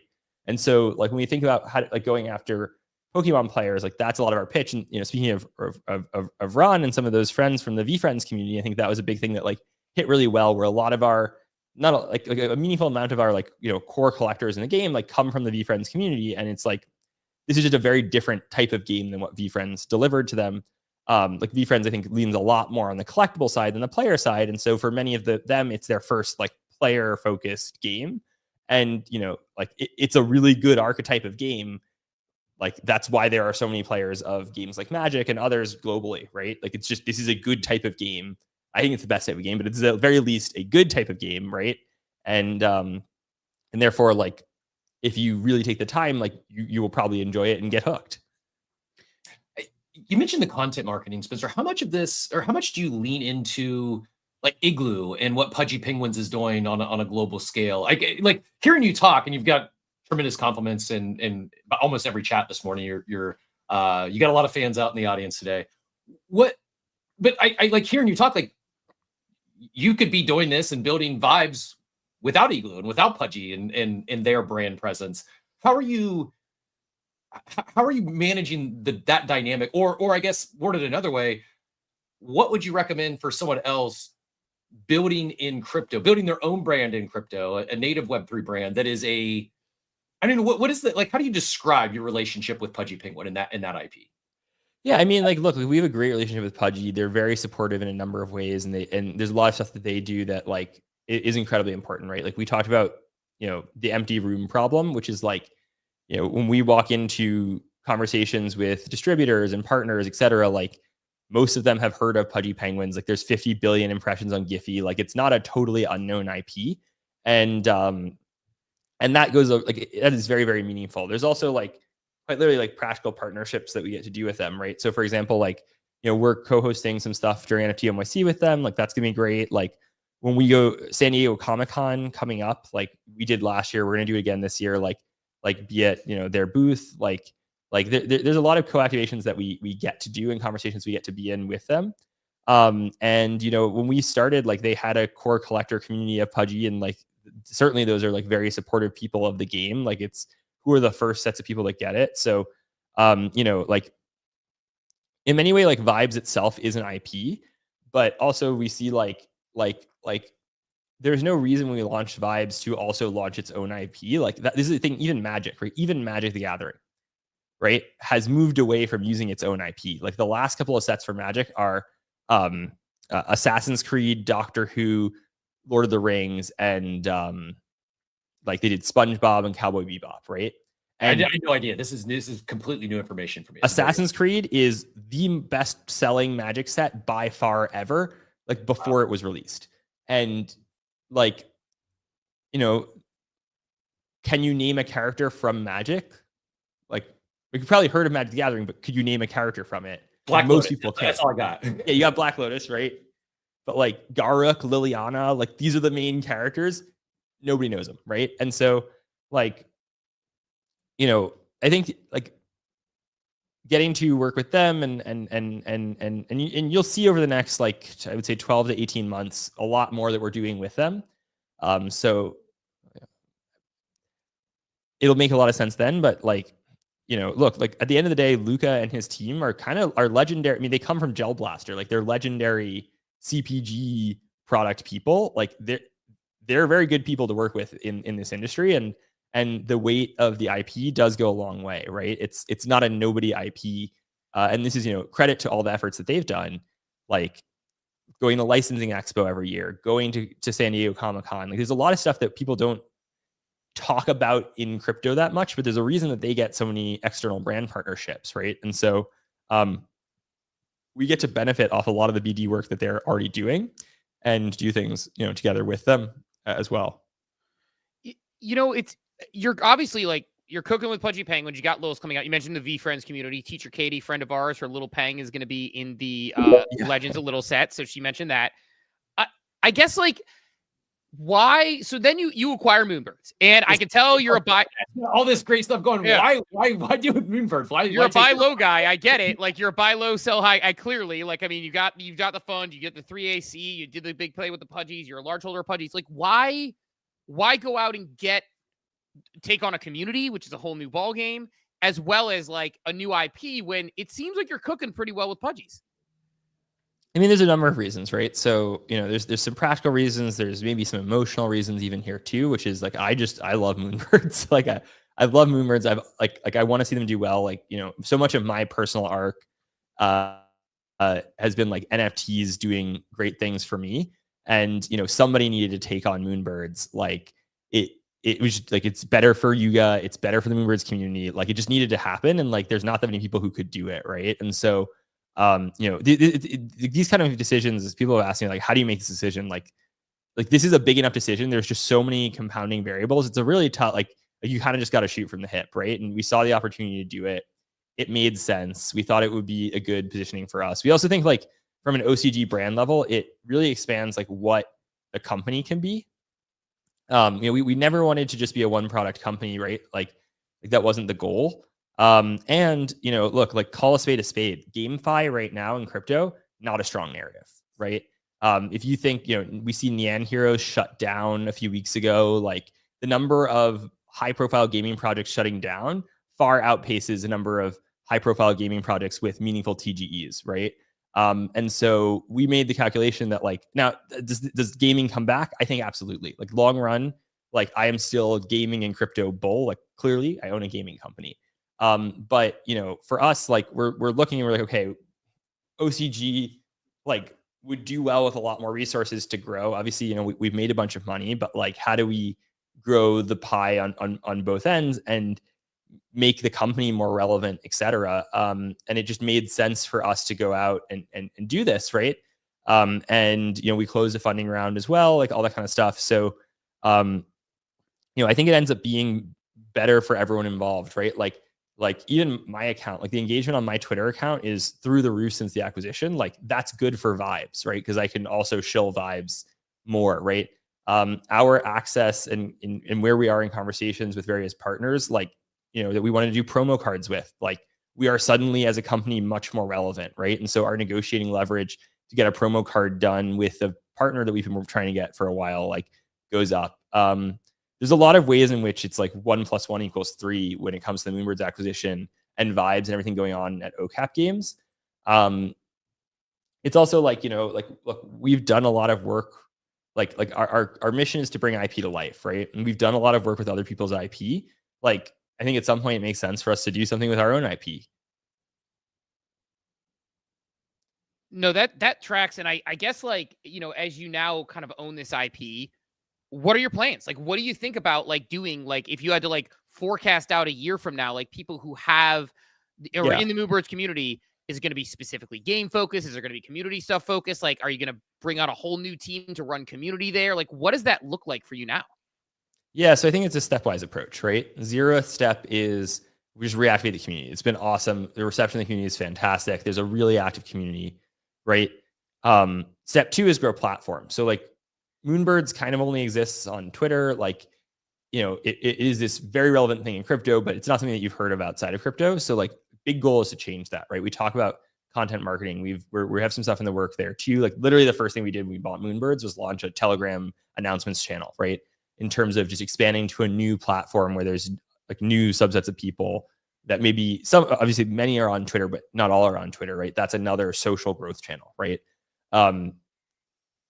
You should expect in the next couple of weeks to months, like Instagram, TikTok, like YouTube shorts, Snapchat stories, Giphy, like all that kind of just IP growth, right?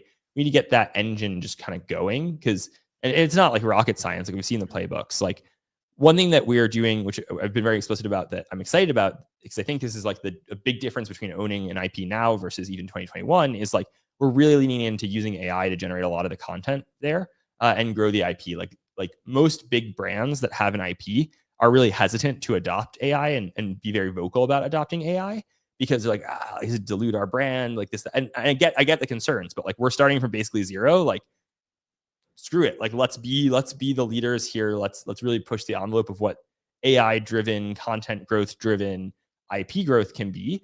And let's really lean into that. On the Moonbird side is like a big initiative in the company. We've been upskilling our community a lot in that direction. So that's the beginnings of it, right?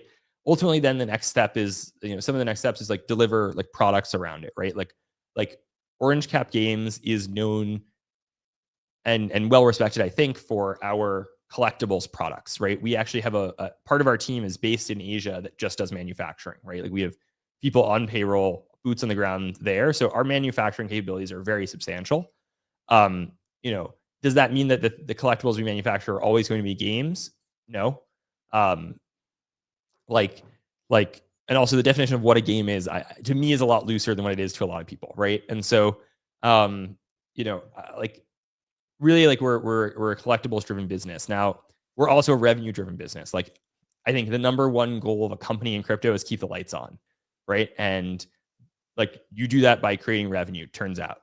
And I think we see, you know, from Rect and a lot of things going on right now that like, yeah, it's revenue generating season. So like, you know, like expect that is going to be a big goal of ours. And I think it really grows the pie is like, can you sell products that people want to buy that are collectible, that like generate revenue? And, you know, that's where we're really going to push really hard.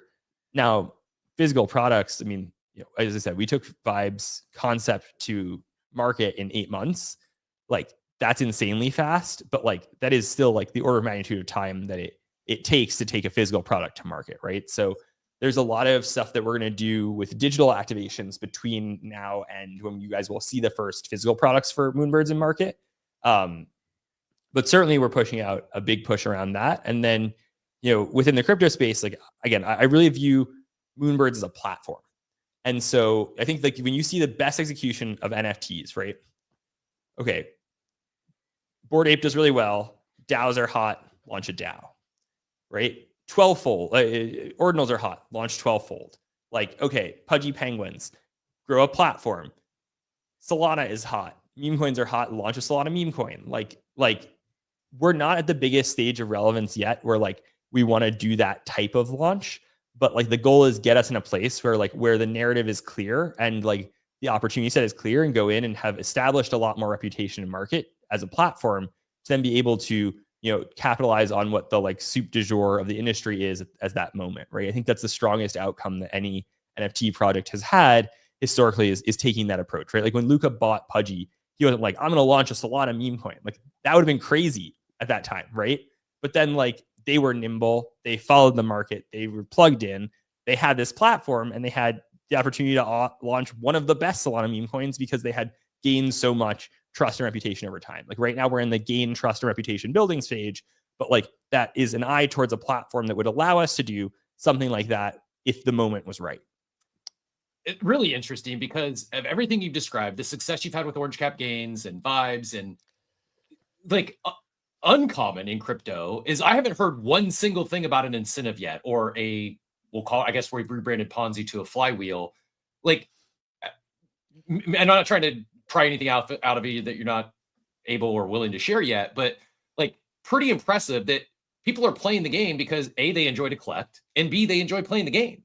And it's like you've got these potential flywheels or these levers that you could pull at some point down the road that you haven't yet. And it's refreshing when so many businesses, so many products in crypto often lead with the incentives, with the Ponzi, with the flywheel, and then attempt to find product market fit with their whatever product it is, whether it's a CPG or something else. Here, you're built the thing, people are enjoying the thing, they're collecting the thing, and you have these other levers that, like viewing Moonbirds as a platform, it's really interesting to me. I wasn't expecting that answer, and I connecting some dots may not be where you're heading, but really respect the approach you're taking. I mean, I think you have to like I think we lost the plot at some point kind of recently in crypto, which is like a lot of these incentive designs that platforms have. And again, like I trade these, like I study these, like this is a thing that we're hyper knowledgeable on, right? Like I am usually the farmer farming the protocol. Like they rush out those models because they need the token to make money, right? And like the benefit of having a physical collectibles business as well as a digital collectibles business that like people do enjoy the products we release simply because of the products means that like we don't have necessarily the same pressure to speed run a token because like we have. Now that being said, like it is still interesting to see what other people do in the space and how these incentive design work and like design but like a really nice one potentially at some point, but like it's like over what time horizon is like we get to sit and wait for the time to be right. Like one of the things that I did as a trader, which I think is a very important thing to do, is just sit in cash for long periods of time, right? Like I'm the type of trader where I'll make like 10 trades in a year, and 90% of the time I'm just like sitting on my hands, and I'll miss a lot of the good stuff. But like if the 10 trades I make are good, like it doesn't matter, right? That's kind of how I think of that. I think that's how you have to think about it as a business. It's like we have a couple of chances to do some really big things, and we're going to be really choosy and patient about what those are.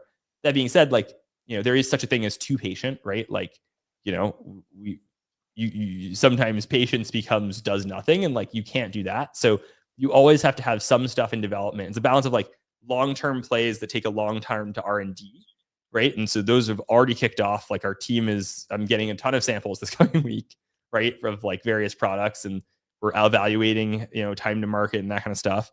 And then like just quick act on it opportunities, right? Like we saw this opportunity with Telegram. Like, we weren't the first. It was like Pudgy and Doodles went before us. We went, and then like Azuki and Bored Ape went on Telegram, right? But like,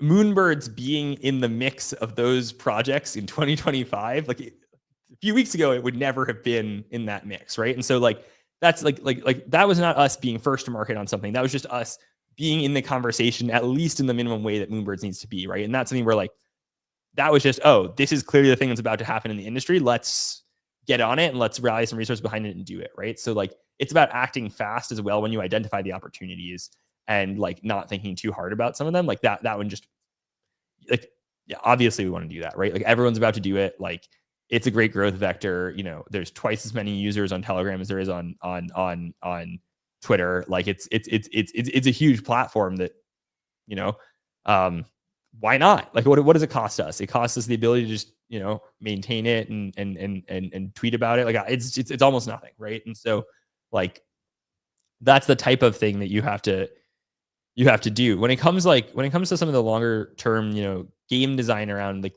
I've gone on the record many times saying like my favorite crypto game was blur farming. Like that was to me the most fun game in crypto. And like that's what I also mean by like my definition of a game is maybe a little bit loose, right? Where like, you know, were we to do something that is more like incentive-y, like there's a lot of thought and product development that would go into it. But like growth comes from outside the crypto space, and a lot of those mechanisms turn those people off. And like it will, whatever you do ultimately will be more powerful if you have more real users and adopters, because you're actually onboarding them to mechanics versus like the same 20 people that, you know, we trade PvP Ponzi's against on wherever, like, you know, the 10th Wolf game fork, like. Yeah, that makes sense. No, I like the way you're thinking about it. It's funny. You said it's revenue generating season. It's, you know, past couple of years in crypto, past year, it's been revenue generating season in business for like 2,000 years. But in crypto, yeah, right. In crypto, it's like the making past money year, we're like, crazy. Wait a minute. Like somebody was just sitting there. I feel like that gif where like somebody's at a table and the last guy gets thrown out the window and the guy who gets thrown out the window is like, what if we just make money as a company and then we don't need to, you know, put the next carrot in front of things and the next over financialized incentive? But here we are. So I like the way you think about it. You've got different types of games, you know, games that you think about in gamification in a different way, which I actually think is very futuristic in a digital world. We should think about games on a multitude and a spectrum. And so I like that. Anything maybe we didn't ask you today related to whether it's, you know, Pudgy and Vibes, Lil Pudgy and what you're coming out with there, whether it's, you know, the Moonbirds acquisition that maybe we didn't hit on that you want to make sure that we got across to our community? Yeah, I mean, we touched on so much. Like, I think that, like, you know, one of the things that's really exciting and you know, I haven't talked that much about generally is like, when we bought Moonbirds like a week and a half ago or so, like it was very recent, right? And we announced it like the day after we acquired it. And so what's been really exciting, and this is like, you know, still coming to fruition in many ways, but like the number of major industry players in crypto, out of crypto that we've talked to that like have a really soft spot for Moonbirds, that like really are nostalgic about what it was, it is, like minted one, own one, that just want to see it win is so substantial. And so one of the big things we're working on right now is a lot of partnerships and various other, you know, ways to work with other industry players, because you know, that's one of the best things about this IP is like we just have this army of highly influential people in the industry that just want to see us win. And, you know, I think that's where like I'm most excited, because, you know, going into this, I thought, you know, all right, it might be this uphill battle. Like, you know, there's maybe a negative sentiment around Moonbirds and like this, that, the other, and we're going to have to fight. And really it's turned out to be the case. And I think you'll just see this develop over the next, call it, you know, 6 to 8 weeks. As we start to, you know, finalize some of the details of how we're working with these partners and announce some of them. But there's some really, really exciting stuff on the horizon. And a lot of it's really enabled by that it wasn't quite the uphill battle we expected. Like it was actually the opposite. It's people coming out and saying, hey, I just love Moonbirds and I want to see it win. And like, how do we do it together? Because it's just, it comes from this period. Like Moonbirds, the peak of Moonbirds was like the peak of fun for a lot of people in crypto. Like it was just like, it's hard, if you had to be there in 21 to understand that. And like a lot of the people that are still here today that were there during that period of time in 21 have ended up in very prominent positions across the industry, even in the meme coin side of things. Right. And so like one of the biggest surprising things that's been great is how enthusiastic people are to work with Moonbirds, to work with us on this journey of bringing it back. And, some of the things that like may have been viewed as baggage, right? Or like issues with the brand, et cetera. Like, I think everyone's kind of just so excited to see it have a brighter future that they want to see it win. And that's why like the next, again, like the next several months are going to be really, really exciting in terms of what we can do with partners. And then, once we get over that hump of like the R&D and manufacturing lead time and we start to have our own products in market, that's when you're really going to see like our team cook in a way that only our team can. Like they're, put our products up, quality for quality against anything in this space and outside of this space. I think I'm happy to do that competition. I think we win every time. Yeah, love that, man. And look, I mean, I think your reputation and sort of the fact that I think you've got the Luca advantage of being somebody who is already well established in the space, already well respected in the space, and people have a degree of trust there. And so when they see, you putting your name behind it, as well as, Orange Cap Games, obviously, with everything you rolled out, it gets people pretty excited. So I will say the one thing I'm upset about is that when I first saw that there was an acquisition coming in, I was like, cool, I can sell my Mythic now and I'm going to be able to do it. I don't want to sell it now. And you've convinced me otherwise. So, in fact, you're probably going to get me to spend more money at this point because now I'm like looking at Moonbird. So thank you for that. I'm putting bids out on some unopened packs or boxes on BZ today, Steve.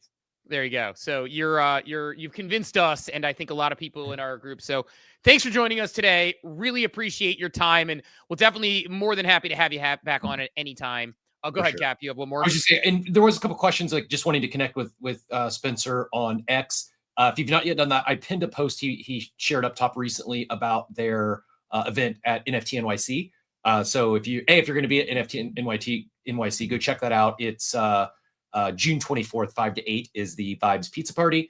And then you can get not only Spencer's account up there, but you also get the official Vibes account, and you can get anything else from his bio there. But yeah, really appreciate you joining us. I'm just going to double tap on all the compliments in the chats. You got a lot of fans, really impressed. And I just shared, I was already a fan coming in and became even a bigger one today. Just really impressed, not just with what you're building, but more so how you're building it, and appreciate you. Like on behalf of everyone here, the space at large, we need more leaders like yourself building real businesses, not thinking revenue is a dirty word, not thinking profits are a dirty word, but yet also bringing your community along with you. And going to be exciting to follow this along and continue supporting for the next, hopefully many years to come. But yeah, just want to say thanks for truly helping push this space forward and giving other entrepreneurs a vision out there. I've said many times, I think that we're starting to see like a new business model be built here with this idea like decentralized IP and almost like an L2 of an IP.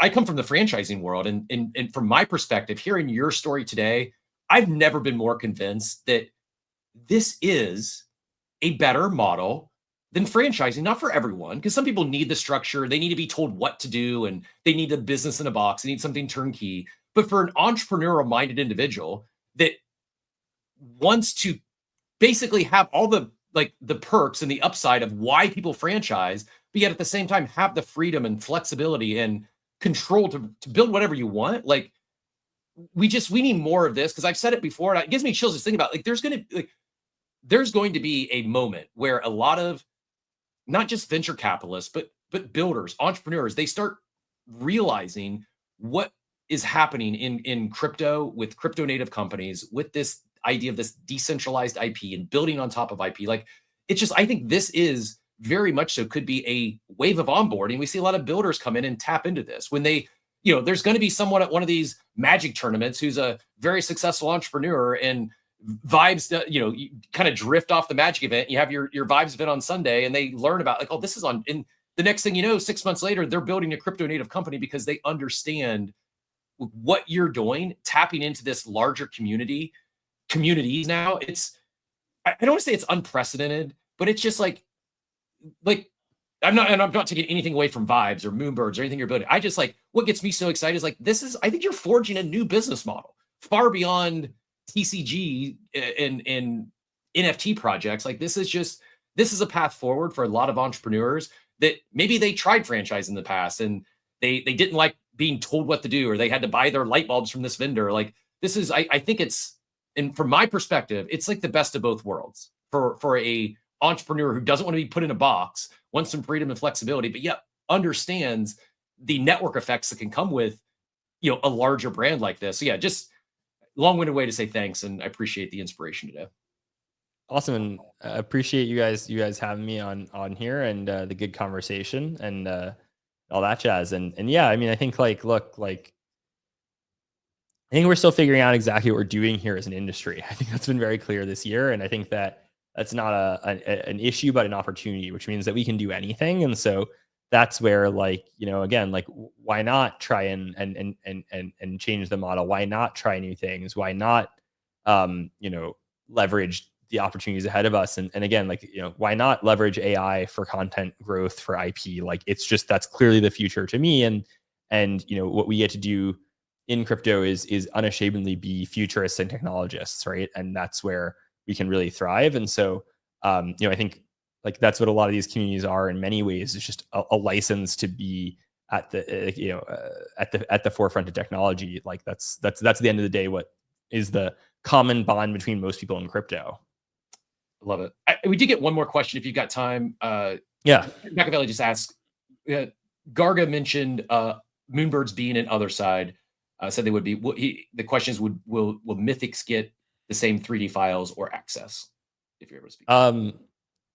To my knowledge, currently there are 3D Moonbirds files from Yuga. There are not Mythics files from Yuga.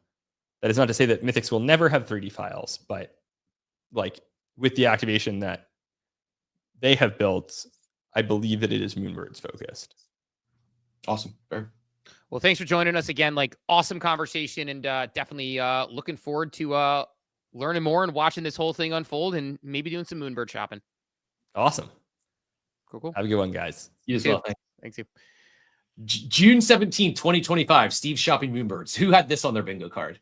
Yeah, I'm definitely poking around a little bit, and maybe I'll even toss an offer in on my old bird that I had sold at one point. I have a purple guy out there somewhere. Although I think somebody might have since floored my bird, which is just a sad thing. But no, I mean, I'm excited about what they're doing, right? I mean, it's a cool, I heard him on Modern Market, and I just thought to myself, this is this is a very real, very serious business with a very serious business person, and just gets me excited, man. I want to turn the corner. It's funny, we talk about revenue generating season. I want to turn the corner and get to revenue generating season. I want that thing, right? I want that. I'm seeing if even my Moonbird, oh man, my Moonbird has been passed around. I sold it for 1.71 or something a year ago, and it has just been passed around a gazillion times. So a last buyer 6 months ago, I wonder if I could get that sucker back if I tossed in a proper offer on it. Person's a little underwater, although the person prior had bought it a little bit cheaper. But yeah, man, I'm excited to see revenue generation. In history on mine, I should not have done that. Why did it go for way more after you sold it? No, there's been one sale ever in the history on the Moonbird that I had. Oh, you still own it?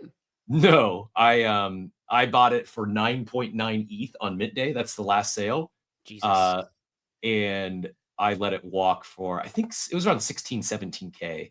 I took out a 6-month USD loan on it for 16 or 17 grand. And by the time the loan came due, the floor price had already crashed to I don't know, an ETH or something. So I, math wise, I don't know what ETH was at the time, but I think I ended up taking I don't know, $5,000-$10,000 loss, which is far better than what would have been a, $30,000 loss had I not took the loan out. But yeah, it's definitely it's definitely one that now becomes a lot more interesting, because you listen to how someone like Spencer talks about it. It's he's building a business and he's building IP. And I made the comp in the war room, and I think at one point and got kind of laughed at, where I said, I think he wants to pull a Luca, man. He wants to buy something super low, that once had a legacy to it, that has a community, and drive it upward. Now, does that mean Moonbirds are going to be, 9 ETH? No, I'm not saying that. But what I'm saying is, as far as reviving the community and putting something together, like, who are you going to find like, just the way he talks about NFTs as an asset class, the research he does, the success he's had, his background. By the way, didn't go to college. Oh, I'm just going to go to Chicago, University of Chicago. No big deal, right? It's like, dude is just very smart, very talented. And I just think that he's like, people building real businesses is exciting to me. Rect is exciting to me. Like, these are the things that get, like, what Klanos did with their sale is exciting to me. Like, people really trying to build brands are exciting, and I like to support it. So I'm pumped. I'm going to be shopping around, and yeah, man, I think it's I think it's an exciting time. And this is one where it's like, I'm holding my Mythic. It's not going anywhere. I am going to attempt to get some of those booster packs. Am I saying it correctly? Booster box. Yeah, the box on BZ, and just vault it, because I genuinely want to support. And it's like, someday will I flip that, hopefully for a gain? Sure. But that's one of those, like, I'm going to buy, a box or two on BZ, let it sit there, and if 5 years from now I come back and the OCG Orange Cap Games is out of business and it's worth anything, like, I'm no sweat off my back. But this is like, I get excited about being early, yes, for financial upside, but also it's fun to be there in the beginning and see these things grow into real recognizable brands. Like, to hear him say they're 19th already out of, like, how many? I'm gonna search right now. How many TCG games are there? What's your guess? Oh, I don't even know. I couldn't even begin to guess. It's not my world. But yeah, I don't know. But I just think the way that they're approaching it is just in a, again, he's thoughtful. He knows what he's doing, and he's staying in his lane. Like, he likes TCGs. He plays Magic the Gathering. He understands the collectability. By the way, I was going to ask him. I don't know if you caught did you notice what he had framed behind him on his wall? The uncut cards? Mm-hmm. Yeah. They're uncut cards from Magic the Gathering that I think those things go for like 10K a pop. Yeah, not surprising. It's just, he's very real. So yeah, these are the things I want to be involved in. I mean, in 2021, when I was buying into NFTs, yes, there was speculative price action, but I always bought into the interesting part of the business. Like, when I bought into Pixel Vault, it was fractionalized shares of CryptoPunks I could never own. And then it turned into burn this, stake this, do this. Oh, by the way, we're doing this game theory, that game. It's like, it just turned into something that was completely unrecognizable. And I think, like, now it's like the stuff that I want to be involved in. I talked about I'm paring down. I'm putting some stuff up for sale that maybe I otherwise wouldn't have in the past, because I want to own things like a Klanosaur, because I like what they're doing, because I want to own things, like a Rect guy, because I like what they're doing, because I want to own the businesses, because that's what excites me about this space, is being part of that. I want to own a Bored Ape because of everything Yuga's building. I want to get to a Pudgy Penguin one day. Like, those things are important to me. And so, yeah, I'm figuring out ways to do that as best I can based on, whatever I get involved in here while paying the bills. And I think that those things become important to me. And that's what gets me excited right now is hearing people actually trying to turn a corner. And he talked about incentive structures a lot. Like, I had a 1 hour, 2 hour conversation this weekend with Scott about incentive structures and how they don't exist in this world and how somebody needs to play out frameworks for those. So I just think that there's a lot of opportunity there. So anyway, that's a good conversation. And I don't know, Cap, any other cleanup before we let people get out of here? Because I'm just excited about reeling off the Spencer combo. In the last 24 hours, only one meme coin on Pump.Fun has reached a market cap over 1 million. So to follow up on our earlier point, I think the top is already in on Pump Fun. They're not going anywhere. It's still going to be a going concern, but I think their raise might be coming like a month or two too late as far as like to optimize it.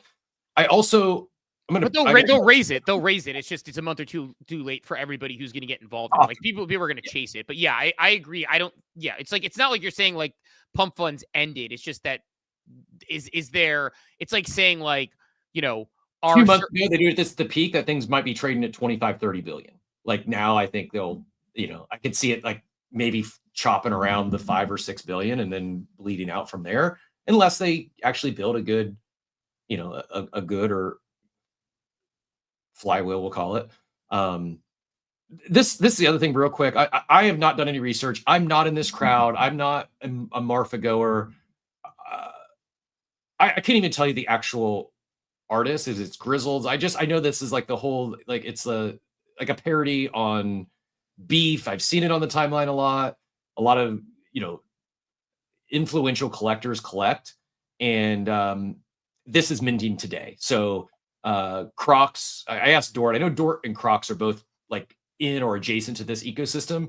Crocs says it's going to be a cook. So if it doesn't cook, blame him, not me. But 0.069 ETH, mint opens in 3 hours. There is a allow list from 2 to 4 and then public at 4. I'm going to probably fire at 4 o'clock if there's still some available. It's a smaller collection, only 2004. So I have no idea.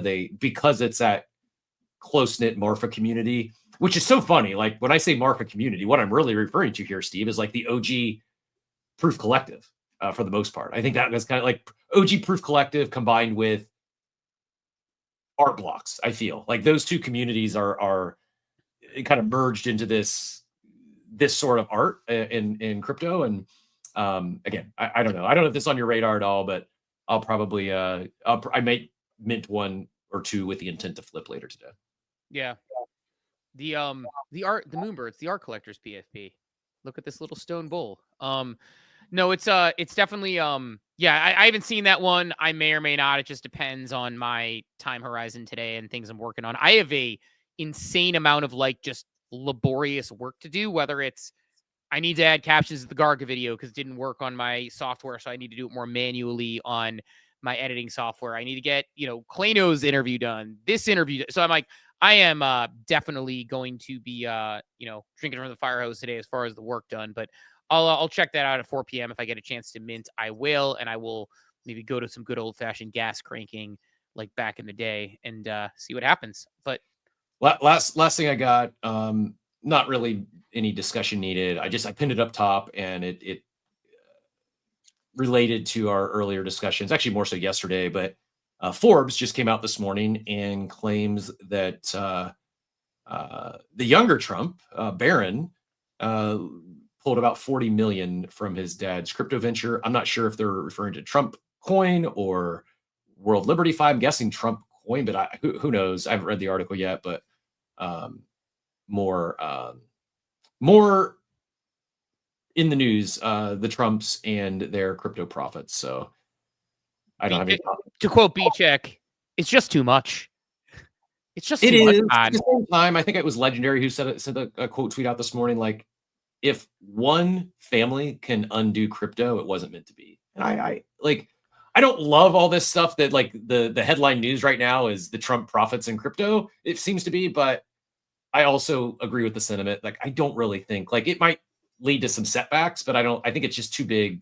I don't think it's undo. I think it's just a pain in the ass, right? Like it's like if we had just said, let's make some regulations and you can make a little bit of money and your kids can make some money, it's one thing. It's just everything after the other, the next thing, the next. It's just like, it's nonstop where it's like, it makes it seem like I know people, like I have friends who are very anti-Trump. I have friends who are pro-Trump, and my friends who are that not fans of Trump, the ones who would like protest it, like the No Kings rally type thing.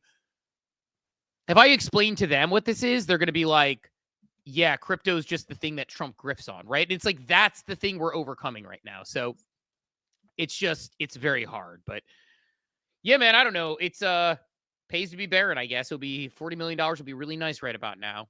Die with the most likes. Thank you. That's who the artist is. Die with the most likes. Pinstripe Gator says Die with the most likes is awesome. It would definitely cook.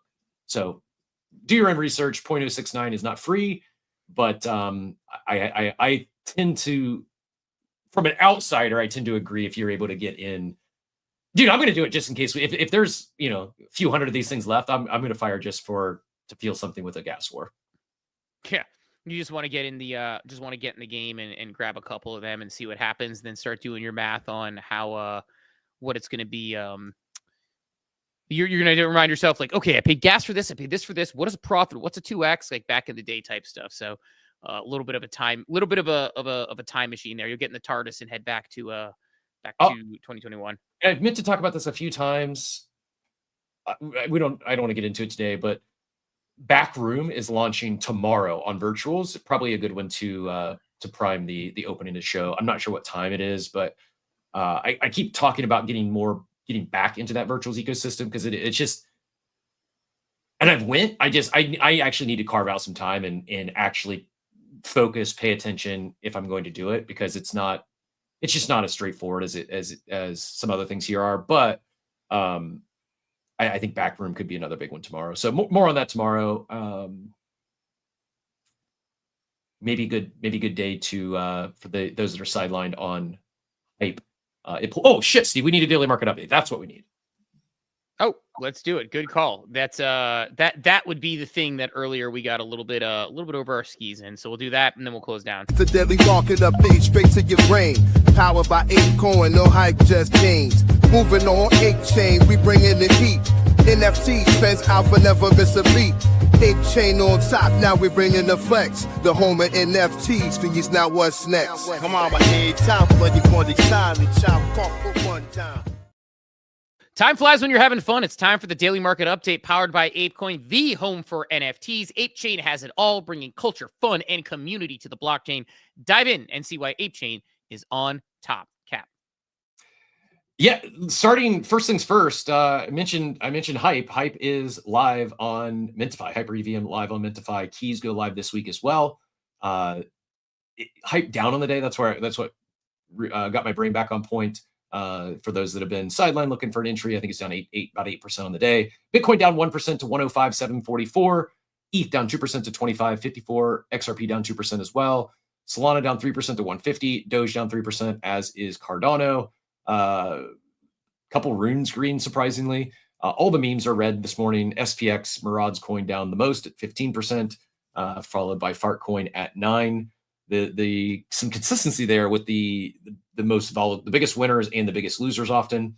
And last but not least, looking at NFTs here, Good Vibes Club, a decent dip for them, down 12.9% on the day to 0.6 ETH. Mutants up a little bit, 2.4% to 1.92. Doodles, we jinxed them yesterday. They're back down below an ETH, 7% drop on the day to 0.969. Pudgy's down 1% to 8.97. Beans down to 0.1, 1.94% drop on the day. Milady's getting close to that 2 ETH mark, down 1%. Azuki down 1.62%. Little Pudgy's down 2.94% to 1.1. And Punk's holding strong at 44. Also, not that we track ton NFTs often, but the Telegram NFTs are having a moment. The plush Pepes are trading for 5,000-ish ton. It's about 14, 15 grand, whatever that translates to. But some activity over there. Of note, Doodles, I saw dropping another $75 sticker pack in Telegram as well. Things heating up in that ecosystem appears. But that's our daily market update brought to you by ApeChain. ApeChain on top. Speaking of ApeChain being on top, I'm going to fire my Caps Clutch Market Parlay of the day a little later today. I want to get the more information on these baseball lineups. We took an L on the Pacers last night, so our underdog did not hit, but we're back at it today. I'll post that out later today after we actually make the picks, but I wanted to get a little more data before we fire, usually a little more EV waiting till we get a little later in the day. So stay tuned for that, and we'll be back tomorrow. If you haven't yet hit the carousel, that is pinned up top all the way to the right. Smash that as Steve plays us out, and we will see you all tomorrow at 8. Yep. Thanks to everyone who came through this morning. I think really good discussion across the board. I really enjoyed talking to Spencer for sure. I mean, definitely, hopefully not the last time that we have someone on that we have him on there because, again, I think he's just going to continue to build. But that said, we will talk to everybody bright and early tomorrow morning at 8 a.m. Eastern time. Have a wonderful, wonderful day, everybody. Thanks for tuning into Coffee with Captain, powered by ApeCoin. We hope you enjoyed the show, and remember, nothing we discussed today is financial advice. Until next time, keep exploring, stay curious, and we'll see you soon. Have a great day. Welcome to the future.